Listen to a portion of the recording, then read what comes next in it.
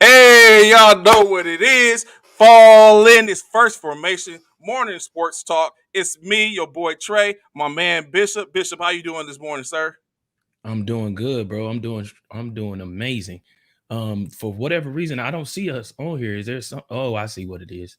Yeah, the overlay. Yeah, I see it. Let me fix them. But WGO, what's going on, y'all? How y'all? There you go. Appreciate you. How Yes, y'all sir. doing this morning, man? How y'all living? How y'all feeling?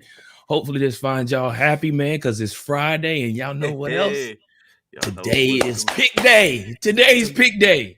Come today's the on, day. man. Let's Today's the go. It's pick day. day. Yeah, let's go. It's pick day, y'all. As you can see my background, somebody's about to win that Lombardi trophy this weekend. Good morning, our faithful Erica here this morning. Good to see you, Freddie, our faithful Freddie in the building. I see both of y'all, man. What's good with y'all? How y'all doing, man? What's good with you, Trey? You ready to take this L? Like I said, You ready to take this L? if y'all have been watching this show for the last at least the last month, y'all know at the beginning towards the end of the season, we decided to do a little friendly uh a friendly contest between myself, Bishop, and our of course y'all see him as our regular guest, Ron Loe, where we picked the who we thought was going to win throughout the course of the playoffs. I came out strong with a 5-1 record. You know what I'm saying? Running, I got them track shoes on. But While just you know what call I'm them, saying, just call them Bishop the was Atlanta it. Falcons in the Super Bowl. Just call them the Atlanta Bishop Falcons. Bishop was you gonna say second with a 4-2 record. I had a 5-1 record. Or was it 7 games? Was it 6 or 7 games initially? I think it was. I think it was six initially.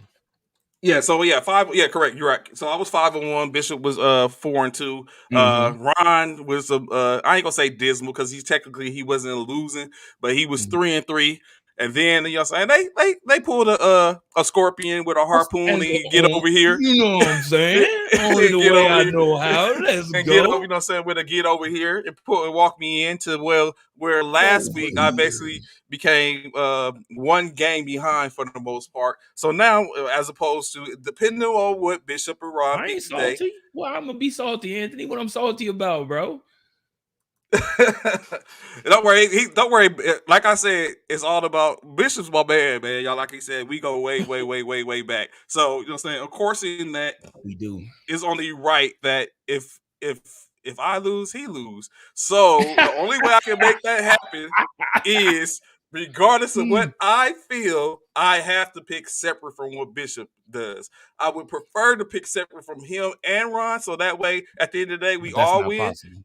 Right, but But that's not possible. it depends. Like if Bishop and Ron pick the same pick, then that's good. That's the perfect Yeah, environment. that's facts. That's If facts. they Yeah. don't, they probably been talking on the side. Like I was, they probably in cahoots together. We in the they probably been, cahoots. they probably in cahoots together. They probably been He talking said on the we in side. Like, cahoots, bro. hey, man, this is what we're gonna Man, do. You don't know what do I'm it, saying? man. All that ish Trey was talking at the beginning of this. Hey, bro, we Now can we're take in over. perfect, Hey, look, if you do perfect this, position. bro, Yeah, Ron, you do this, man. We out on yeah. top, baby. We can go out on Like I top, said, baby. boys in the hood. Ricky and Trey, boys of the hood. Hey, you go this way, I go this way. Them fools ain't gonna want to Ah, bump if we we know run what into happened them. to So you know what I'm Ricky. saying? Yeah, true. Ricky! I was about to say. I was about to say. We know what happened to Ricky. If you had a meme, it'd be Trey out there with a shotty picking the opposite team. So hey, it is what it Yeah, is. So you know, no what I'm saying doubt. it's all fun and fall games. Of course, as we know, Kevin Smith, our fraternal brother, uh, Mm-hmm. is being Is represented one of the by the Los Angeles Rams, and Key in the building. Key Williams is being represented by the Cincinnati Bengals. So we got a little something for one of them, depending Key on ain't who jumped on here wins. yet, huh? I ain't seen Key, but Key and them and people from Spotlight Sports Network, and they also ASAP. You know, they been engaging with the media a day for the Super Bowl, so Okay. they be on doing interviews and stuff like that, and talking to the players and stuff like that. So shout outs to those individuals for making that happen. We'll That's be what's at up. that. I We'll should be have there talked to at you some already. point. You know what I'm saying? So, but yeah, so they're doing that type of thing. So Key, you know what I'm saying? She is doing that. So you know, I'm very sure she's gonna fall in soon. We could give her a little pass. We could be like she went to go do a PAI or something like that, and and she just running a little way. Matter of fact, you know what, bro? Speaking of PAIs, I remember yesterday how we was talking about um uh, going to the Cook's Mountain and stuff like that, and Mhm. us having to be up earlier than anything. So in the military, we have a thing called the PAI. Of course, if anyone in service, especially in the Army, please chime in. So we have PAIs. Basically, the PAI is a situation where you take your dog tags, ID card, and all that type of stuff, and you go and you run through to see the 42 alphas, or 42 alphas are is equivalent to the human resource. So you go see the 42 alphas and you basically show them your dog tags, ID card. You might discuss or talk about if you confirm, if you make sure you have all your things in order as far as the wheels and things in that nature. So usually what they do is they get everybody in the formation, usually battalion, brigade, depending on how they do it. In this particular situation, we were a battalion. It was the battalion that was all lined up. Bruh, I've shared with y'all before. It was a certain first sergeant in which I had that we just could not get along. We couldn't get right, and so this Female first first sergeant, time, bro, right? yeah, female first sergeant. Yeah, that's what it is. I so wouldn't say her name. I think, well, I say first sergeant, but now she's probably a sergeant, or she probably should have retired as a sergeant major. But so the female first sergeant, we'll call her Alicia. That's her first name, Alicia. So Alicia would I come and fall into formation, bro. Again, I'm a cook. I'm food service. Mhm. I'm the chances are I've been up about 2 or 3 hours prior to this even going on because the formation was at 6:30. Uh, Mhm. so everyone's put in alphabetical order, so that way it's an easier transition. You just turn around, right face, forward march, and let your stuff be checked. So of course, my last name is Mir. So I'm one of the top seven. I'm in the top seven in the unit as when it comes to names. So she's going through and she's counting and she's moving like putting to make sure everyone's by name by and everything. So I fall in. The line Right. shifts, the file shifts. She sees what's good, Mike. What up, Mike? She sees Hey, the let us know files. when we can get you on the show, Mike. Let us know. We love to So have you on the show, bro. she sees the file shift. When the file shifts, then What do you mean the file, Trey? What? the line, the rank, the shift, because I fell in. So it moved to Oh, the right. oh, okay. So she sees. Okay, because so she So sees she that. see, Yeah, got yeah, it. she sees it move, and she was like, Mm-hmm. wait a minute, why are you guys moving?" And so I was like, Mm-hmm. I was like, hey, Top, I just fell in. Mm-hmm. Oh, you just fall in what you want to, huh, Sergeant Amir? I'm thinking to myself, like, yo. I was like, first, Sergeant, I had to go to the defect to check on the soldiers and let them know they need to come here. So, and then so I'm standing there, right? And she's standing, like, staring at me. And I'm thinking to myself, I'm looking around, like, you know what I'm saying, trying to like keep my mind in the right place. Cause I'm looking around like, yo, why is she sitting here? Like, I'm doing all this, but in my mind, I'm having a whole conversation with myself. Yeah, yeah, yeah, yeah, yeah, yeah. And so I'm looking up like this. And so finally it's like she just I'm like literally she just standing there like, Just staring at you in front of everybody in the formation. and so I'm like, yeah, in front of everyone in the formation that's in that area. So you know what I'm saying? So I'm like, yo, I'm thinking to myself, like, what's the deal? So finally, I was like, so finally I looked at her and I so I turned, I look at her, I'm like, you know what I'm saying? What did you want me to say? Like, we're cooks. I had to go to the You DFAC. got to Like, we've check them. been Yeah, up yeah. for three You or have to four do a hours check. more than 2 or 3 hours before y'all Was you even the got head up. NCO? Was you the For the head guard, NCO over at the yeah at the time? Was you the only no, it was NCO there? no, it was Sergeant Rogers, but you know how that goes. You know what Oh, I'm saying? yeah, Usually yeah, yeah, yeah. the second person in charge is usually the person that do all the work. So Right, facts. so it was like I went What there up, and Frat? like, What up, LaStanton? what's good, man? What's good? What's good? So yeah. So at the end of the day, you know what I'm saying? That's basically what it was. And that brought me back yesterday when we was talking about the formations. I was like, Mhm. this chick, bro. Like, I don't know what it Wow. was. I don't know if I did something prior to, He you had know the what I'm hots for saying? you, Trey. That's what it You was. know It was what? the That was the eyes. rumor. That was I the believe rumor it. for the I most believe it, part. bro. But I you know what I'm saying? believe it, Because bro. it was I bad. believe that. It started out early. Like I was on leave when she took over as first sergeant, and my older son's mom called her and said I was harassing her because I was trying to see my kid. And so I pull up and like, yo, I sit in front of this woman's house for like hours, like waiting so I can see my kid. And they basically bamboozled me. So I didn't say anything. I didn't go to tell you nothing about nobody. I just, found out what I probably had to do. And then I came back off leave, and they was like, "Hey, right, don't Mike? don't Right, believe Mike? the hype. It's the Don't believe eyes, bro. It's the eyes. So- He can get him with the eyes, bro. So when we came on. I walked up and the A's like everyone was like, "Hey, first sergeant, I want to see you." So I'm like, "First sergeant?" I was like, "I don't even know this lady." So I was like, "Okay." So I fall in, PT formation, first formation of the day. And I was like, "Hey, first sergeant, my name's Staff Sergeant Amir." I was like, "I heard that you want to see me." "Yeah, I wanted to see you, Sergeant Amir." She's like, I got a call from your baby. She said, baby's mama. I got a call from your baby mama, right? I was like, okay, first sergeant. All right, first sergeant. And she said that you're harassing her. And you know what? I believe her. What? Hold on. And this is the first time you've met her? First time I met her. Let's not take into consideration you're my first sergeant. But you know what I'm saying? But you ain't never seen me. All you know is my name is on your 162. Mike is stupid. So it's Mike, like he's a fool, bro. It's like this is like you ain't all you see is my name on your 162 or your alpha roster. That's all you know is my name is Staff Sergeant Trevion Amir. You know what I'm saying? And that's all you see, of course, with my social and all that type of stuff. So when she said that, I was like, "Yo, what in the?" And so after that, it was like all down here from there. But keep it 100, Trey. Was she attractive? No. Oh. I mean, she wasn't. No. I mean, I can say no, but it wasn't that type of it wasn't like other first sergeants and sergeant majors where you probably seen like, yo, Top can get it, or you know what I'm saying, something like that. So, so no, she wasn't one of those. Like, she was a trip, bro. She was Hispanic, so I mean, or Latin. I thought she was African American. She was Hispanic. Yeah, she was a Latin. Oh yeah. She was Spitfire, bro. Like she went about her business. Like she was off the chain. You said her first name was what? Alicia. Oh, okay. So yeah. Everyone, y'all see who we got on the show? We got Mr. Ron Loe in the building. What's up, Ron? How you doing, man? It's Friday, man. Today is Pick Day. It's Pick Day, Ron, and by the look of his hat, y'all. By the look of his hat. Don't let that fool you. Yeah, I was about to say, Trey, he ain't about to put the banana. That's what he's trying to do. Banana in the tailpipe on me. He ain't about to do that. That's exactly what he do. He's like, pow.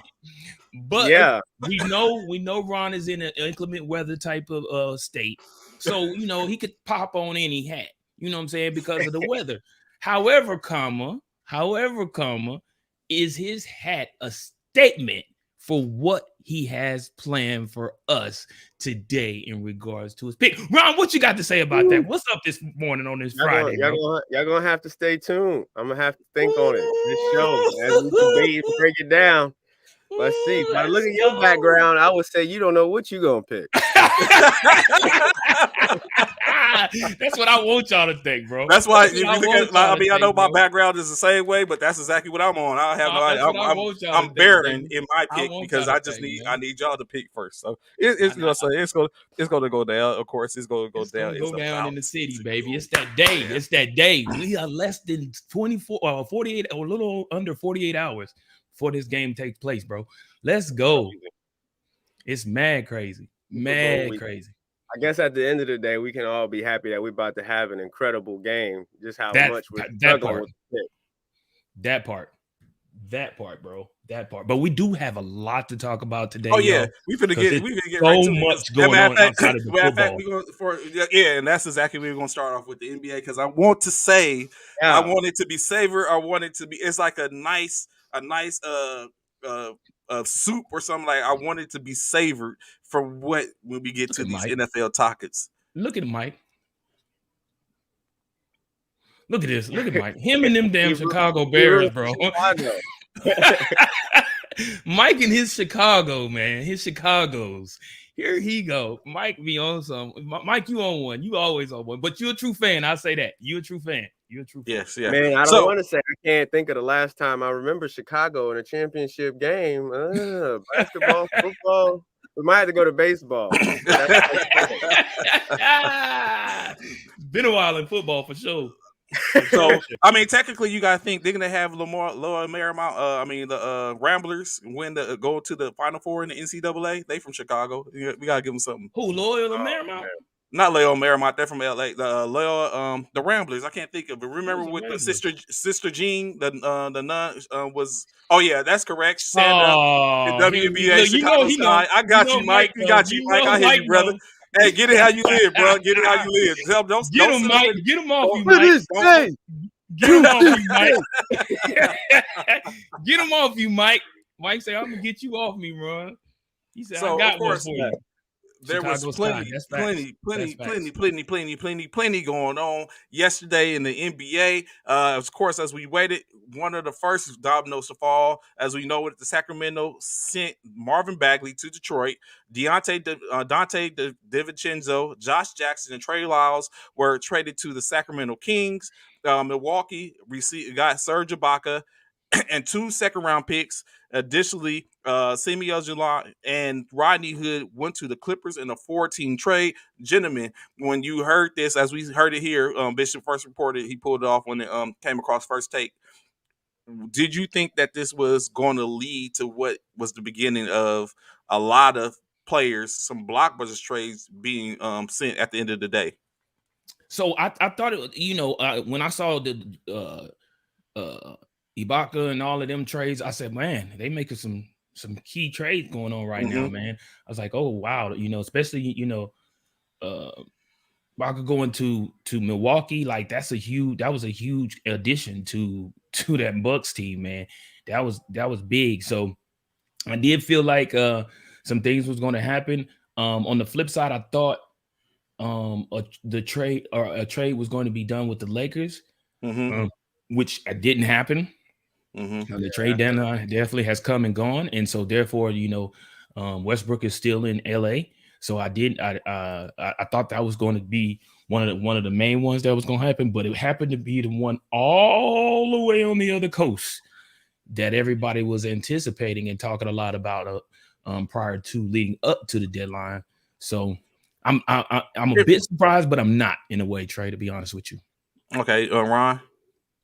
It was weird for me because usually everybody's waiting for that one big trade, and then everything There's dominoes, trickles off. It was different. It was like little, they just kept building up. It was insane. Yeah. But that first one, I loved it. I thought I thought Milwaukee was clear title favorites after picking up Ibaka until we saw the rest of the trades come. Right. And I'm happy for Marvin Bagley. He finally get out there. But Detroit, Detroit though, I might even though now he's with Jeremy Grant, in which everyone was coveted trying to get Jeremy Grant. Detroit finds a way to keep Jeremy Grant and kind of like move maybe some asset to help him and Cade Cunningham, Sadiq Bey. So I don't know. Maybe it will end up working out. I don't know. Probably so. Of course, additionally, Kristaps Porzingis was traded to the Washington Wizards for Dinwiddie and Bertrands. Porzingis, as we all know, if you paid attention last year, Porzingis was not happy with how Luka basically controls the team and the floor and everything like that. What we thought initially was going to be a great addition with Porzingis, aka the Unicorn, connected with Luka, we just thought like, okay, Dallas got something. It proved to not be that. You were. Porzingis leaving? I didn't because I didn't know that they was out that him, that he was at odds with Luka. I didn't know that. I thought Luka's they was I knew that, but I didn't know that they was like he felt some type of way because Luka was the the franchise player for the team. I did not know that. So when I seen Porzingis, I thought, to be honest, man, I'm gonna be honest, totally honest with y'all. I thought that was a misprint. I did not see Porzingis leaving, being shipped out of Dallas. I didn't see that coming. Y'all did, Ron? They said, Kristaps, you got to get up out the paint, man. And then what's funny, like, to add more to the story is Dinwiddie in Washington was what Porzingis was like. Basically, the players. It was rumored that the players didn't want Dinwiddie there anymore because he wasn't a match. So they wanted him out anyway because they felt like he wasn't the person that should have been there. He was the person that did more talking than anything. Yeah, so basically, traded for. Yeah, but Dinwiddie he's inconsistent. Mm-hmm. He's inconsistent. Dinwiddie is very inconsistent, man. So do you believe this really, or is this a Nets bias, or do you actually believe that he was inconsistent? No, he's inconsistent. I played with him on 2K. He's inconsistent. I thought he was about to say no. I know. I played with him in the Ruckers.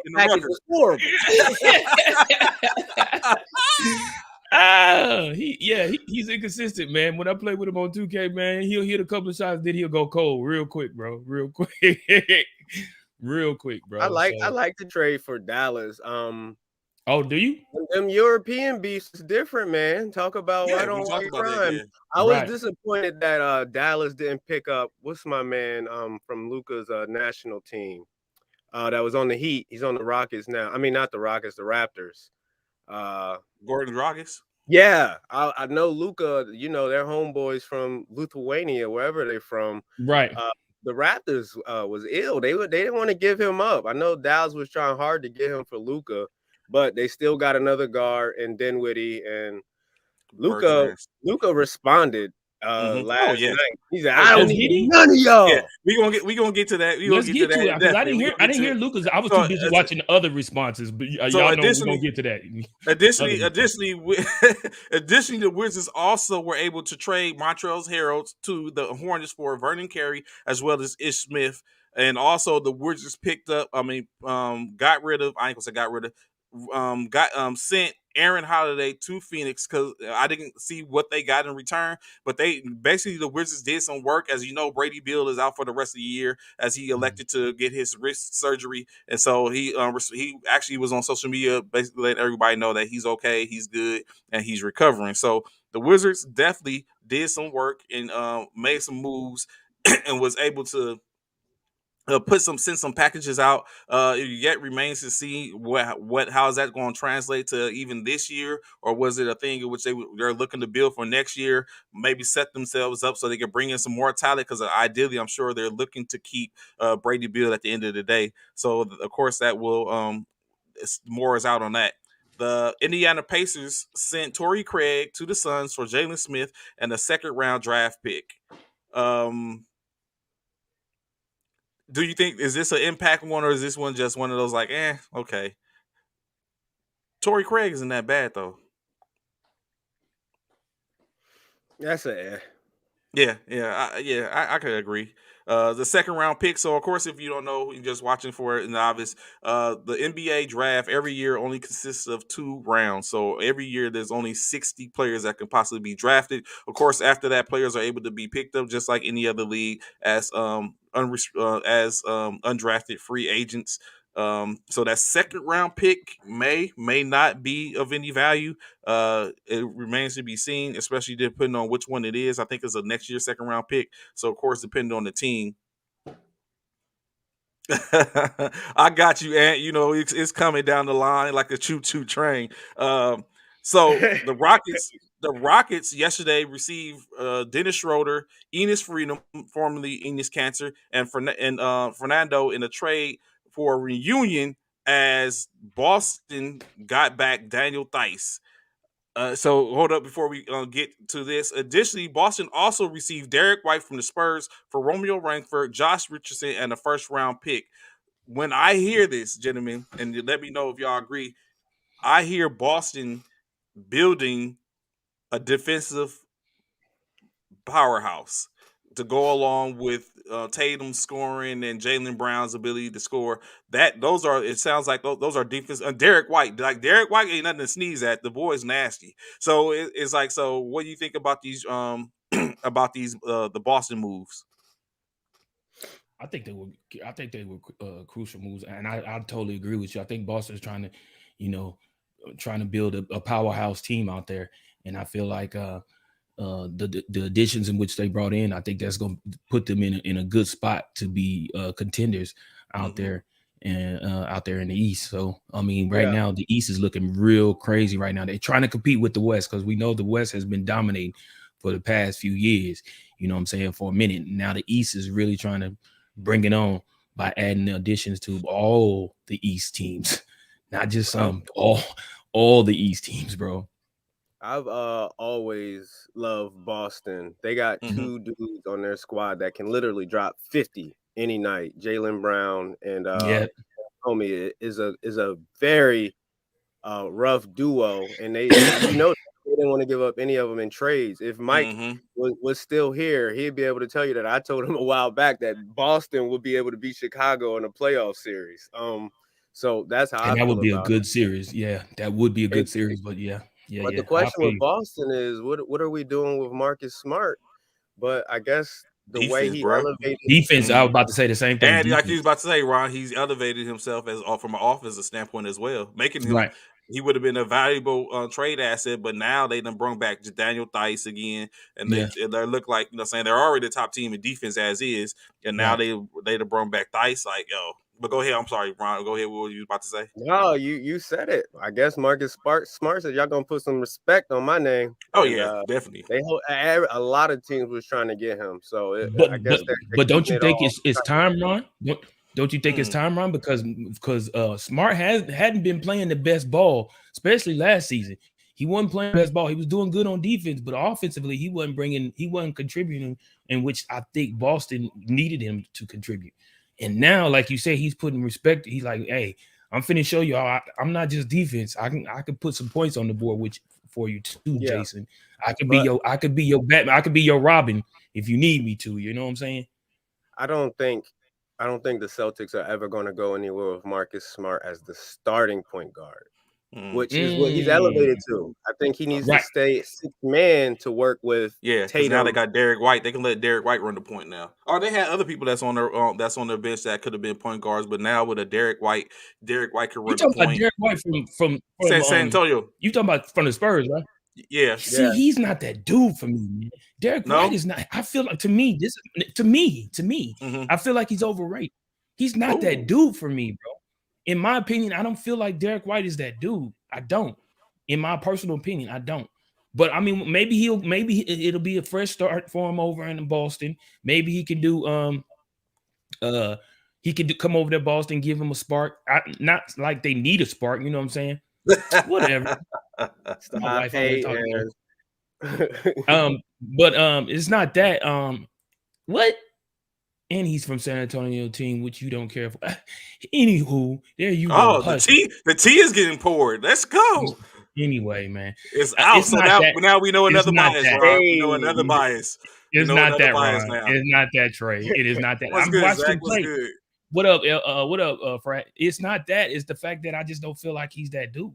But let's see what he does in Boston. But if he a bust, y'all heard it here first. What'd you say, Ron? I hate him for Boston. Like, Boston fans, please don't make a big deal about Theis coming back to Boston. Like, that means y'all gonna really step it up in the competition out east. I wish they would have brought in some shooters and put them around them boys. And I agree with that, Ron. Like a Seth Curry type player. Somebody. We know where Seth went, baby. We know where Seth went. Baby. Yeah, baby. That hurt, man. So we'll get to that. We'll get to that. Gentlemen, let me know if y'all agree with this. And what I think about Marcus Smart is he's grown in the Boston system. Like he came in highly touted as a rookie, and then he was dominated in OSU, of course. He was a Cowboy, Bishop. I look at it. Yeah, see, look at him shake his head for that. He was dominant. He was dominant as a Cowboy for the most part, and then he got into the league, and then he kind of rescinded and he became different roles. But I think he's grown in the Boston system to where now he's seen that lockdown defender, defensive stalwart. He has the ability to score as well.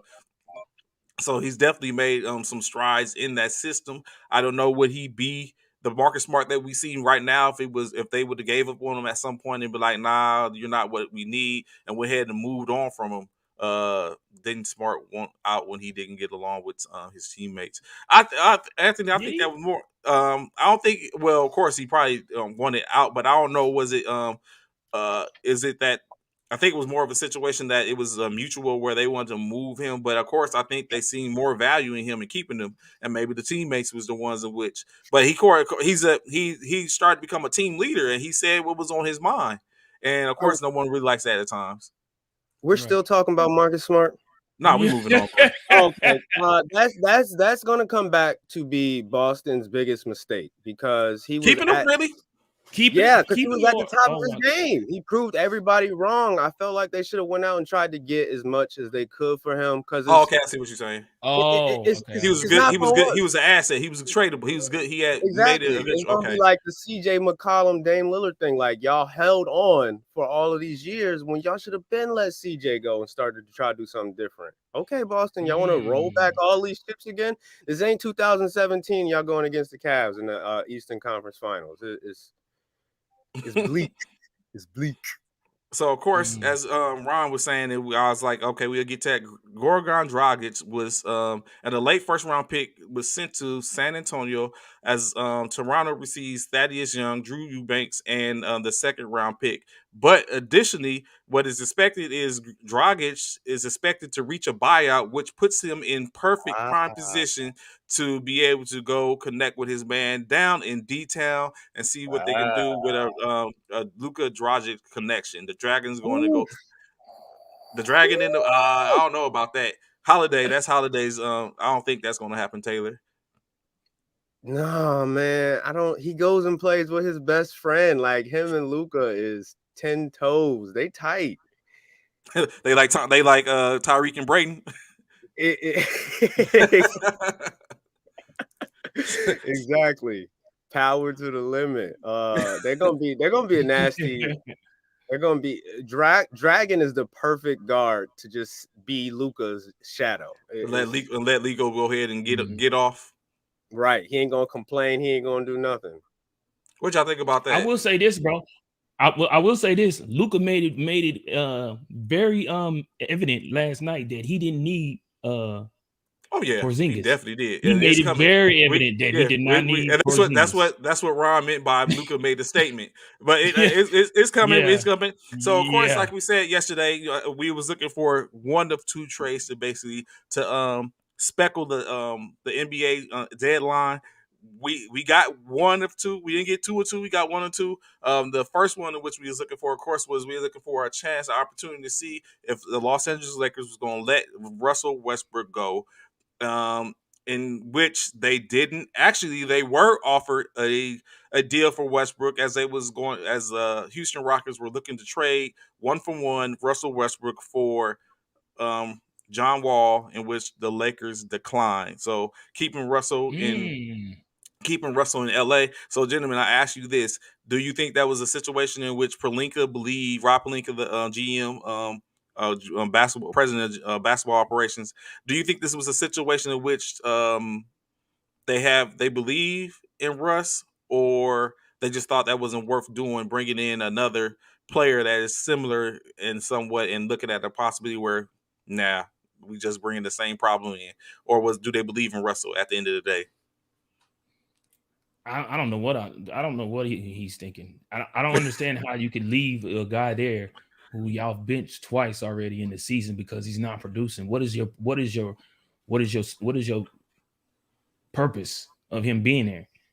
He's clearly he's played X amount of games and he still has not gotten better. If anything, he's gotten worse. Of course, the Rockets would say no. He left the Rockets. Why would the Rockets want Westbrook back?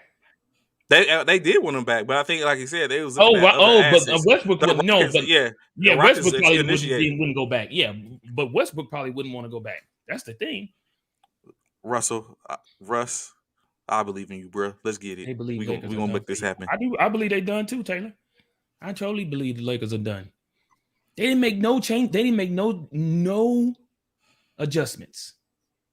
They left it the way it is. Like they didn't have problems. Like they was sitting on top in the West. Like they sitting on top in the West.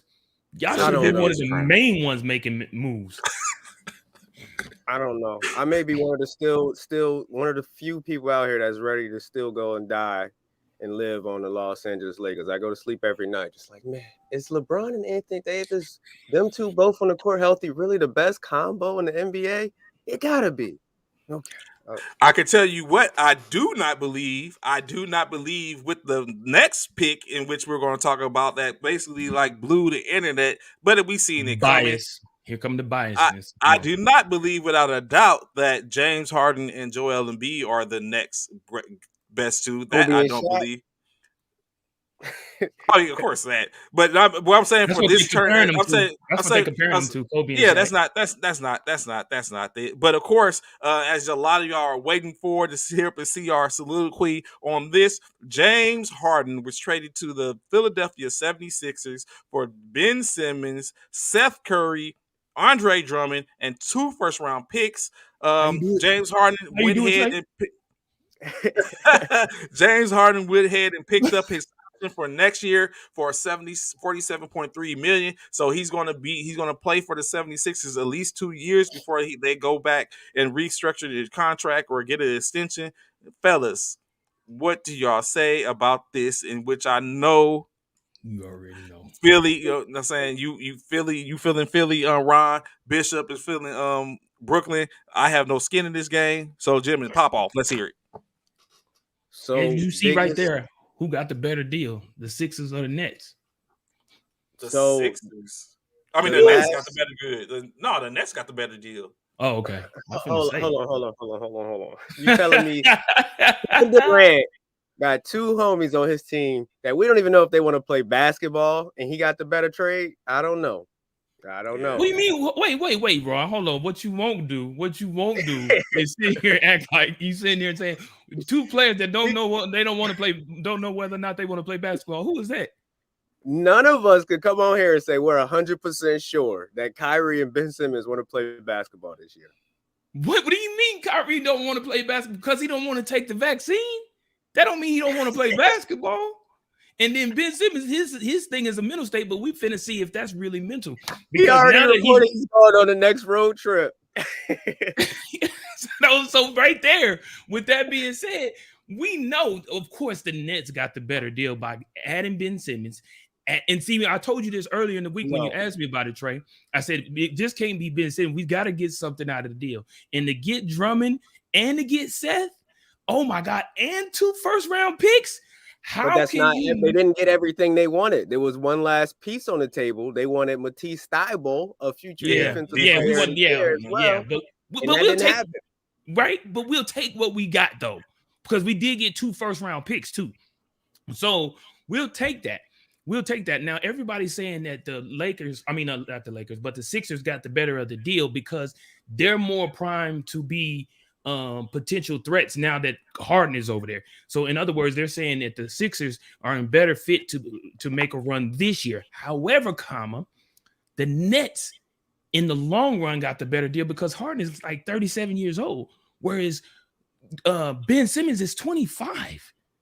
With Ben, KD, and Kyrie, bruh, if Ben can continue to get better, man, the Nets are going to be something to deal with, bro. And then now we got a true shooter in Seth. Then we got Drummond playing D along with Ben. Come on, man. Let's do it, bro. Let's do it. I was when I seen that and I seen what the Nets got, I was so excited, man. I was like, I was so excited to see that the Nets was able to make this trade and get at least something. They may not have got what up, AP. They may not have gotten everything in which they asked for. However, I still feel like they came out on top, and that was a huge trade, a huge blockbuster trade for the Nets and the 76ers.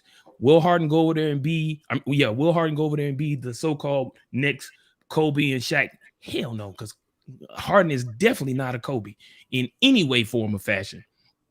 He's not that dude. And for one thing, I feel like going to the Sixers, Harden don't even stay healthy enough to play anywhere. He half the time he's already missed 20, 30 games this season, something like that. Come on, man. And a lot of people, he probably missed games because he didn't want to play for the Nets. Well, bye, deuces. We'll holler at you. See you in the Eastern Conference Finals. Because I pray that's what happens. I pray that the Sixers and the Nets play each other in the Eastern Conference Finals. Ooh, can you imagine? Ron, you think he really want those problems? I do. Yeah. So I do. so Bishop, you going off. First thing, you said once Ben Simmons gets better, you really think Ben Simmons is going to improve his game and he doesn't just want to be Ben Simmons, who he is already? I think that's a stretch. What do you think he's going to come out 25. here now? Ron, let me ask you this real quick. I'm not to cut you off though. Ron, let me ask you this. At 25, weren't you making bonehead mistakes and still figuring things out? Absolutely. You don't think that could happen with Ben? He's 25. Absolutely. I think he's comfortable with who he is, though. He's accepted Ben, and how he plays the game of basketball is how he plays the game of basketball. He wants to just be like a Magic Johnson pass first guard running up and down the court. We'll see if that shot develops. But what y'all gonna do in the fourth quarter when he's getting fouled and send him to the foul line? Like, we just had these problems. Fact. And I totally understand that part. I do. However, 60%.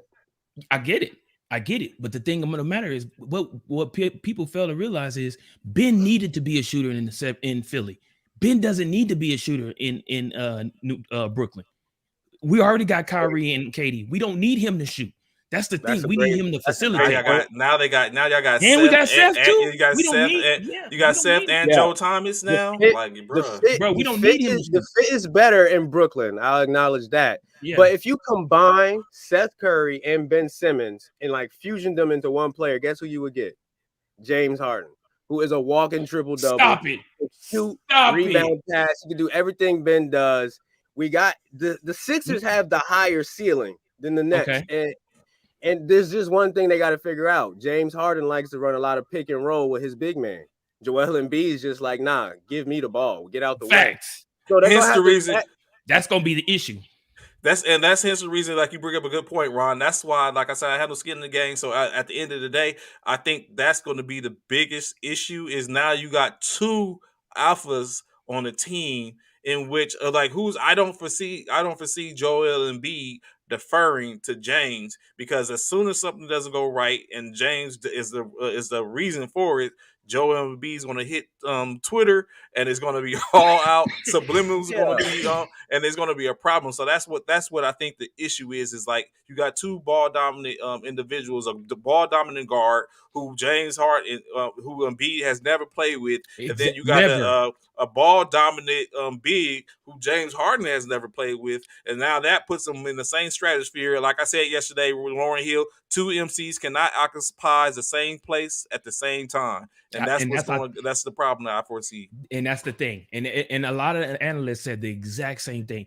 Two ball dominant people on the same team is not going to work. It's not. And that's why. And don't get me wrong, Harden will leave or request another trade next year. But you ain't lying, Taylor. He probably will. But a lot of people, that's the same reason why, not to knock, they did win a NBA championship, Shaq and Kobe. But that's the main reason why Shaq and Kobe broke up. Because of the fact that the ball dominance, Kobe wanted the ball, Shaq wanted the ball, and it gelled for a year, for them to get their, for a couple of years, but to get their championship. But for the most part, and that might be the case for them too, for the 76ers. I can't say it won't be. It could gel enough for this year for them to get to the finals and maybe make a run for for an NBA championship. But only time will tell. But like I said, a lot of analysts said the exact same thing. These two are two ball dominant individuals. Joel Embiid is not finna go set no pick for no damn James Harden so he could do his little thing. No, give me the ball. I am the 76ers. I am the man here. You coming into my city. I pick and choose when you get the ball. You just give me the ball and I'll let you know when I'm gonna give it to you. Stand back and let me do my thing. That's what Joel Embiid, I'm sure, is going to be saying to him. Look, man, this is me. I'm here. But what James is feeling like, man, I'm the shooter. I'm coming with the lefty, the step back. I'm finna get you with these spin moves. I'm finna get you. And then another thing, we know James Harden don't play nobody's defense. Nobody's. You don't need to. Yeah, you got Thibault. Yeah, and Thibault and Embiid. Embiid. Yeah. Well, we know he got beat Embiid. I forgot about Thibault, but I'm just saying. Yeah, in my personal opinion, I do feel like the Nets got the better deal. Not saying that the Sixers didn't get a good deal because Harden is definitely an asset to that organization and to that core of team. But I definitely am looking forward to seeing how that tandem is going to we are take in place. complete disagreement, Bishop. I think they play March 10th. So yeah, them two. Yeah, they play March 10th. So Yep. let me ask y'all guys this. I think y'all said it. I don't know if just to make sure we get an emphasis on it. Do you believe that Ben Simmons can grow and become more of a threat than what you think that's possible, or you think is Ron? You shaking your head, Bishop? You up north and south. So I do. I truly feel it. I mean, Trey, I'm gonna sling it back to you because I did ask Ron this. Do you not think Ben can find a way to become a better shooter out there in Brooklyn at the age of 25? Like I truly believe, and like somebody said, I think it was AP. Ben has Ben has the fact that he got Seth Curry coming over there now, along with KD. KD, who's a big man, because we know KD 6'11, 6'10, 6'11, almost 7 feet, and one of the best perimeter shooters out there in the league. You think he can't teach Ben how to become a better shooter out there in Brooklyn, along with Seth Curry? Come on, man. I think feel having like he can. I feel like he can. Rod has like a serious. I can tell you. like, I can tell you why if we got time. Okay, go ahead. Yeah, go ahead. We definitely got time. So Ron. Go ahead. Bishop, he's been with Seth Curry for 2 years already. Why hasn't it happened? Anybody watches basketball will see that Ben Simmons' dominant hand going to the rack is his left. What hand does he shoot with? His right. Everyone has told this man, hey, if you want to grow your shot, first of all, you're going to actually have to start shooting. Maybe you should switch your hands and try to actually shoot with your strong hand and not your dominant hand. Has Ben even tried it or thought about it? No. You can watch the Nets and watch him struggle at the foul line and see if he's still shooting with that wrong hand. If he starts trying to shoot with the other hand, maybe we can talk because he's trying. But let me ask you this, Ron. I hear what you're saying, and I understood. I did keep in consideration that he's been out there with Seth for 2 years. But who you think he'll listen to more, Seth, or will he listen to KD, who's his same stature, and definitely shoots the ball 10 times better? Said literally the moment it happened, Ben Simmons was calling him up. So they already talked and went over everything. That was dope. I was happy to hear that. Yeah. So I think one of the things that we omit and we have to keep in mind, the mindset is, even though he probably didn't deserve it, but he is, their coach is none other than Hall of Famer or potential Hall of Famer Steve Nash. Right. Like that, you know what I'm saying? That alone should do enough to put him in position to where he's amongst a bunch of people. Not saying that he didn't listen to, well, he probably didn't listen to Doc, but not saying, I mean, he had Doc as well, but he's with Steve Nash. So maybe that's going to do some good to him. Maybe he'll listen to Steve Nash. Like you said, listen to KD, maybe Kyrie. We know that for the beginning, he might start playing a point guard, while he might be the point guard for home games, away games. Kyrie would be the point, or maybe Kyrie continues to play off guard. So I mean, that's another reason why I think the Nets got the better end of the deal, is that now they have more interchangeable parts, and additionally, like I was saying, the what is going to be the disparity potentially. I mean, it could change. You never know. People get older and they start to see things. James Harden might have a Carmelo epiphany and be like, you know what, maybe. Different. I need to think differently, and maybe he might continue to defer to Embiid and just get off when he can. Only thing Brooklyn needs Ben to be is the defensive player of the year that he is. Okay, let's check that box off. 100% confident he'll do that. What we're gonna watch is the foul throw percentage. Every show we're gonna come on here and track Ben Simmons' free throw percentage, because in them fourth quarters, when it's down to the wire and Ben Simmons is in the game, shutting down the best perimeter player on the other team, it's going to be hack a Ben time. And hack a Ben time. Yeah, we're gonna see. And then we're gonna talk about the mental issues, them ghosts coming back to haunt him, why he's only shooting 49% from the line. We have seen his best already. Wow. I don't believe that. I don't believe Bomb that. dropper. I don't believe that. Nah, I At don't think he's seen his 25, best yet either. no. At 25, I don't believe that. And you gotta think, I think I different don't believe that. personnel bring different things out of you. Hence, like we say all the time, players have left the Lakers and gone on to be different, completely different than Kuzman. what you see. Kuzma, Randall, D'Angelo Russell, Lonzo Ball. Like, think about it. Back in the day, Eddie Jones, Doug Christie, Nick Right. Van Exel, like all those individuals have left and go on to be productive. And Right. so it's. I No, think he's not done yet. KD almost beat the Bucks by himself last year. True that. He True did. that. But I He feel did. like if Ben could It keep was an his free inch. throw percentage 75, 77%, Right. Nets and 4. Nets and 4. Okay. Nobody I like knows that. I like that. I like that, Ron. Appreciate that. I like that. I like that. So I asked y'all this question before we get on to the next topic. Does this make? Do you agree that this 70? Who is the favorite in the East now? Milwaukee, Philly, Miami, Chicago, or There is no Brooklyn? favorite. There is no favorite, bro. Right now, like No I favorite? spoke of before, It's all in my up. opinion, it's in the air. Right? Like I said, the East made such major moves yesterday before the trade deadline. The East is now just as strong as the West, in my opinion. Just like you said, you named all the teams who could come out the East. All the teams you named could come out the East, from the Chicago's to the Milwaukee's to With Toronto getting hot, and Yes. they ain't making you. I mean, yeah, they made some moves too. So and then not only that, but then we just seen the Knicks beat the damn Golden State Warriors last night. Come on, bro. They beat the Warriors with Curry dropping 35. What you think, Iran? I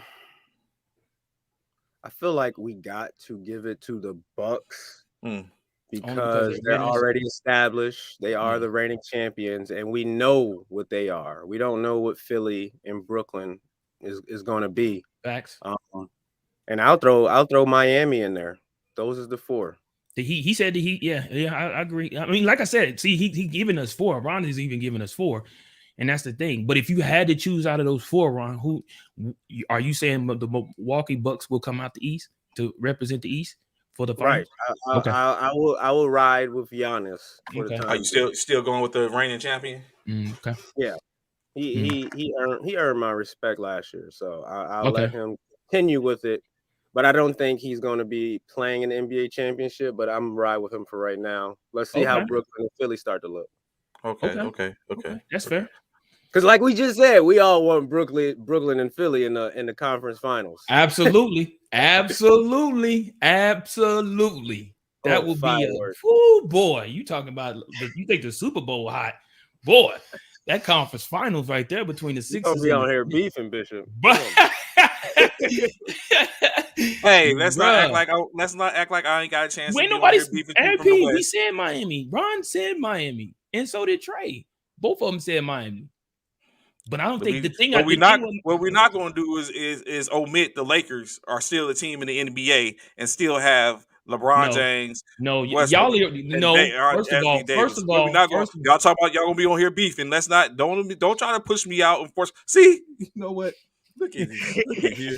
This is some. Hey, what we won't do is put the Lakers in this conversation. First, we was talking about the East anyway. But if we want to talk about the West, we cannot add the Lakers. Only two the teams that are coming out the West. Wait, that's not the way I expected that going. The only teams coming out the West are Golden State and Phoenix. That's what we're looking at coming out the West, bro. The Lakers are not even in talks. I know what Ron feels. I know Ron probably gonna disagree with me because he's believing in them Lakers. But I'm telling you right now, the way these Suns are playing and the way Golden State did lose to the Knicks last night. But even still, like I said, after the All-Star break, we know everything is gonna change. But yeah, coming out the West, bro, don't do that. Don't do that. I'm just saying, because like Ron's like, Bishop, you gonna be on here biffing. I was like, hold up, we're not gonna omit the fact that the Lakers. I won't beef. No, you don't want no beef because the Lakers ain't gonna do that. They said sit down. Right? I hear it. I hear it talking. That's rough. I don't feel like the Lakers are trying, man. Look at that, right? AP, that's what I'm talking about right there, bro. The West is too strong this year, and the Lakers are not in the conversation. That's right. You're right. You know what?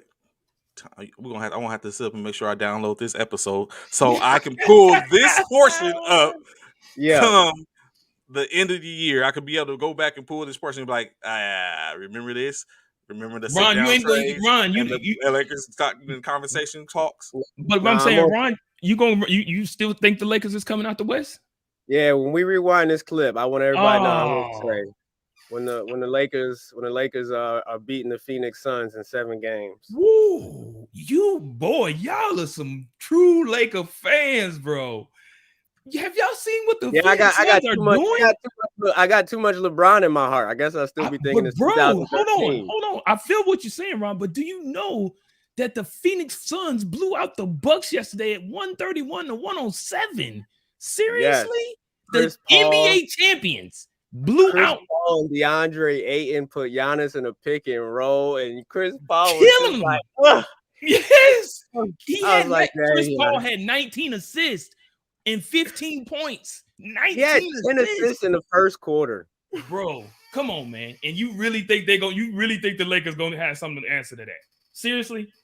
Yeah. Dudes under 6 feet don't win championships, Bishop. Only who's under 6 feet? Wait a minute. Only Isaiah Thomas. Who's under 6 feet, Ron? Chris Paul's like 5'11" and a half. Get your shoes off. We can look this up. And that's their best player. And we saw that last year. Oh my God, bro. They was in the finals, though. They was in the finals. That means the Lakers weren't. They were in the finals. Facts. We ain't gonna get into this track.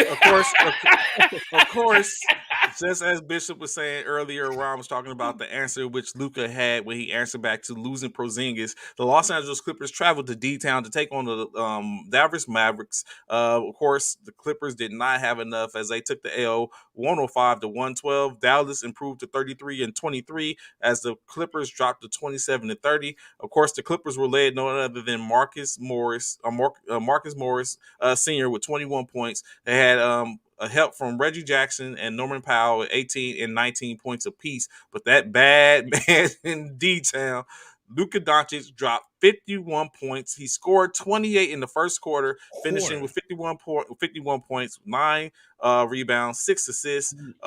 First quarter. He didn't need help from anyone else, but of course he's got 11 points from Brunson as well as Bullock, respectively. Dorian Finney-Smith finished with 12 points. Like he said, he just answered back. Like, saying, I'm here. Saying this is my team. I don't need no stinking Porzingis. And did his he thing. said no stinking Porzingis. I did it. Now he like Ron said, they try to get his man potentially a buyout, which they probably get to bring the Dragon to D-Town and the connection, and we'll see where it goes from there. Of course, Bishop's Brooklyn Nets travel to Washington. Real quick? Yes, please feel free. If the Mavs get the Dragon, yes, we're gonna have to talk about 3 top teams out west. Okay. We're real. We got that. We definitely can do that. Of course, as we said, the Nets took on Washington Wizards yesterday. Falling to the 11th straight loss of this 10th straight loss as the Nets lost by 1 point to the Wizards, 112-113. The Brooklyn is currently 29-26, still above 500 as the break is amongst us. 2 weeks away. Washington Wizards improved to 25-29. Of course, the Nets were led by rookie Cameron Thomas, 27. Correction, Kyrie Irving, 31 points, 5 rebounds, 6 assists. Rookie Cameron Thomas. No one's talking about Cameron, and he's a problem right now. 27 points, 4 rebounds, no assists, 13 points from James Jones, and 15 from Blake Griffin. The Wizards, Kyle Kuzma, dropped his first triple-double. 15 points, 13 rebounds, 10 assists, 21 points from Raul Neto, 13 points from Advieva. Really, Anthony. Wizards not my team, but no.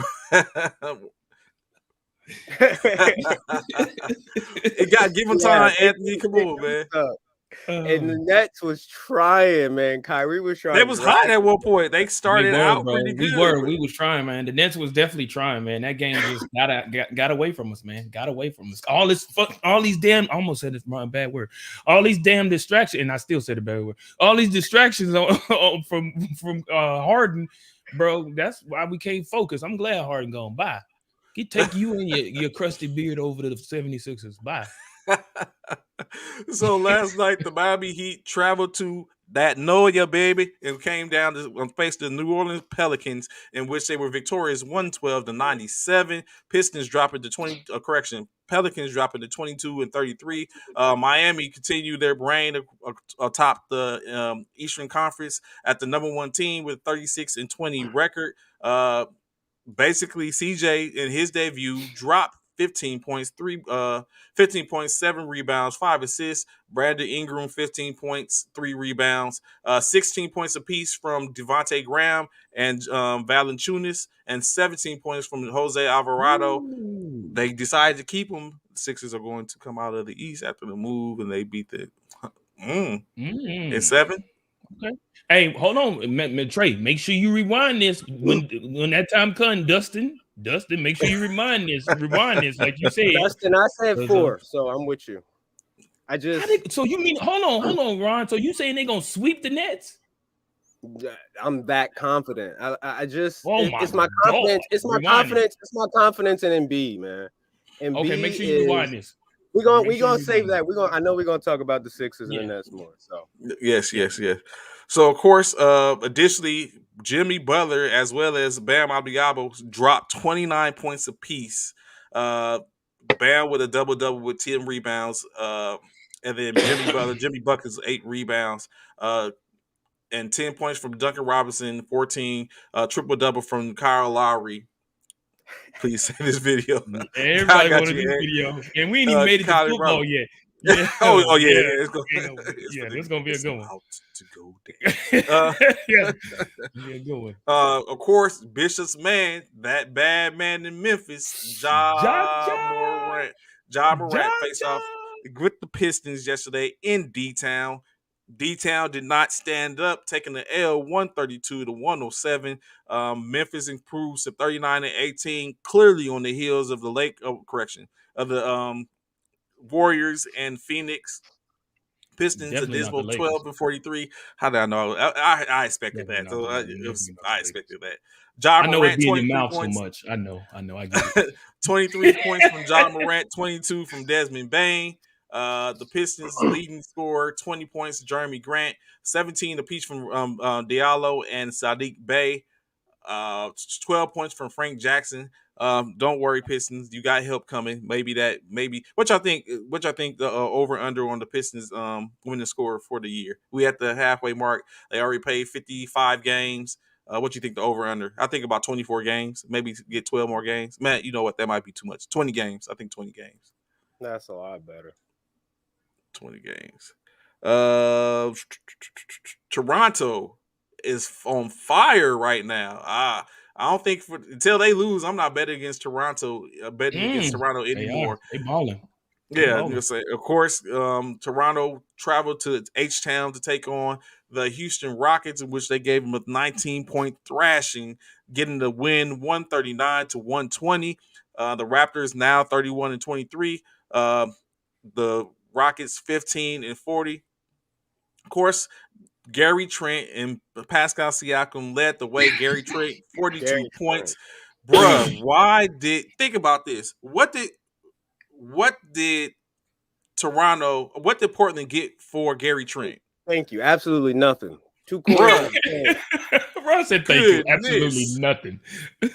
God, this man is pissed when that happened. You think Damian? Who you think even pissed more, Damian? I'm very sure Gary probably pissed even more because CJ gone. Like they got who? I'm trying to. What I got to go back and look at that. What did Portland get for Gary Trent? My goodness, Gary Trent was like the West Coast version of Tyler Hero in the playoffs. When they had that run, he was out of control. He had taken over the whole CJ spot.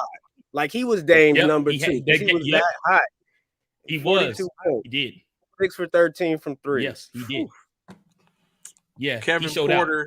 Kevin Porter did his thing. Yeah, Kevin Porter, of course, on the opposite side of the op in this opinion. 30 points, 3 rebounds, 8 assists. Additionally, Garrison Matthews, 19 points, 17 points from center Christian Wood, 11 rebounds as he recorded a double-double. But yeah, that's that. Oh man, Cherry Gary Trent, bro. Like, why they had? It seems like they had the answer there already, and they traded him away. And that's I crazy. wonder what did they get? I wonder if they get some draft picks or something. And then lastly, of course, I don't know. we got 2 more But I games on don't that even know if slate. that was worth it. Yeah, of course, 2 more games Was on that that even slate. worth it though? Was draft picks even worth it? I guess now, of course, when you look at where a team finishes, it doesn't be. You be like, man, I gave up this for a 28th Right. round draft pick. Of course, Right. as Bishop was talking about, Phoenix did work and damage at home as Milwaukee Bucks came to visit, in which 131-107 was the end state in that. 27 points from DeAndre Ayton, 17 additionally from Chris Paul and Devin Booker, 18 points from Mikal Bridges. Milwaukee just didn't have the answers. Giannis finished with 18 points, 21 points apiece from Chris Middleton and Drew Holiday. And additionally, 11 points from Bobby Portis. Like all that talk they did when they played the Lakers, they was clowning. Man, that was amazing. Trey, can I get my thoughts? But this was a game in which this was a final. This was the finals last year, so you knew Phoenix wanted. It was going to get up. Phoenix wanted some. After Trey, you're gonna love this as a Lakers fan. After watching that game, I'm like, how did that just happen? It brought me clarity. I'm like, okay, so Phoenix is not as good as they just played against Bucks. They're a lot closer. And what does that mean? The Bucks aren't that much better than the Lakers. They're a lot closer. It's just the waves of basketball. So Laker Nation, it's gonna be okay. Phoenix, that's just blasphemy that we're getting from Ron right now. Phoenix, really. Calm down, and Milwaukee, you're gonna be all right on this West Coast trip. We're talking about. I don't know why people choose to keep the Lakers relevant. It's baffling that people choose to keep the Lakers back. Y'all think this? Y'all think this true? Relevant. Bobby Porter's trash? Oh, Bobby Porter Jr. Portis? You talking about Portis or Porter? Bobby Portis? Yeah, I think you're talking about Portis. But I don't know why people want to make the Lakers keep the Lakers relevant. The Lakers are who we thought they were. That's what they have done throughout the season. We've seen what the Lakers have done. The finals game, this last night's game between the Suns and the Bucks was, of course, last year's finals. Of course, the Suns was going to come in and show why they deserved to be in the finals last year against the Bucks and come out and thrash the Bucks the way they did, beating them by 20-something points. With that being said, this right here shows again that the Lakers are where they're supposed to be. The Suns are coming out of the West, bro. It's going to be the Suns or the or Golden State. GS. One of them two is coming out. It won't be the Lakers, man. The Lakers may make the play, but that's about the size of it, bro. That's about as far as it's going. After that, it's a wrap. Start on the next season. Go ahead and go. Go to wherever you're gonna go. I might take Luka in the Dragon. LeBron gonna go play a few games and be on the sideline, hooping and hollering and doing all that good stuff.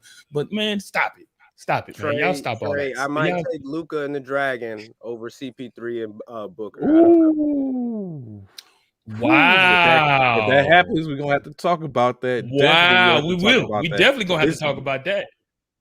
So, of course, last night's last game, the New York Knicks traveled to the West Coast to take on the Golden State Warriors, in which Golden State just didn't have enough, losing 114-116, taking the L, falling to 14-15, still behind the 45-10 record from the Phoenix Suns. The Knicks go to 25-31. Julius Randle had a double-double with 28 points, 16 rebounds, 7 assists, 22 points, and 1 rebound from Evan Fournier. The Warriors got 35 points from Steph Curry, 2 rebounds, 10 assists, 17 points from Klay Thompson as he tried to get the tying basket at the end. It just rimmed out too long. 11 points from Jordan Poole, 15 from Andrew Wiggins, and 17 from Jonathan Kuminga.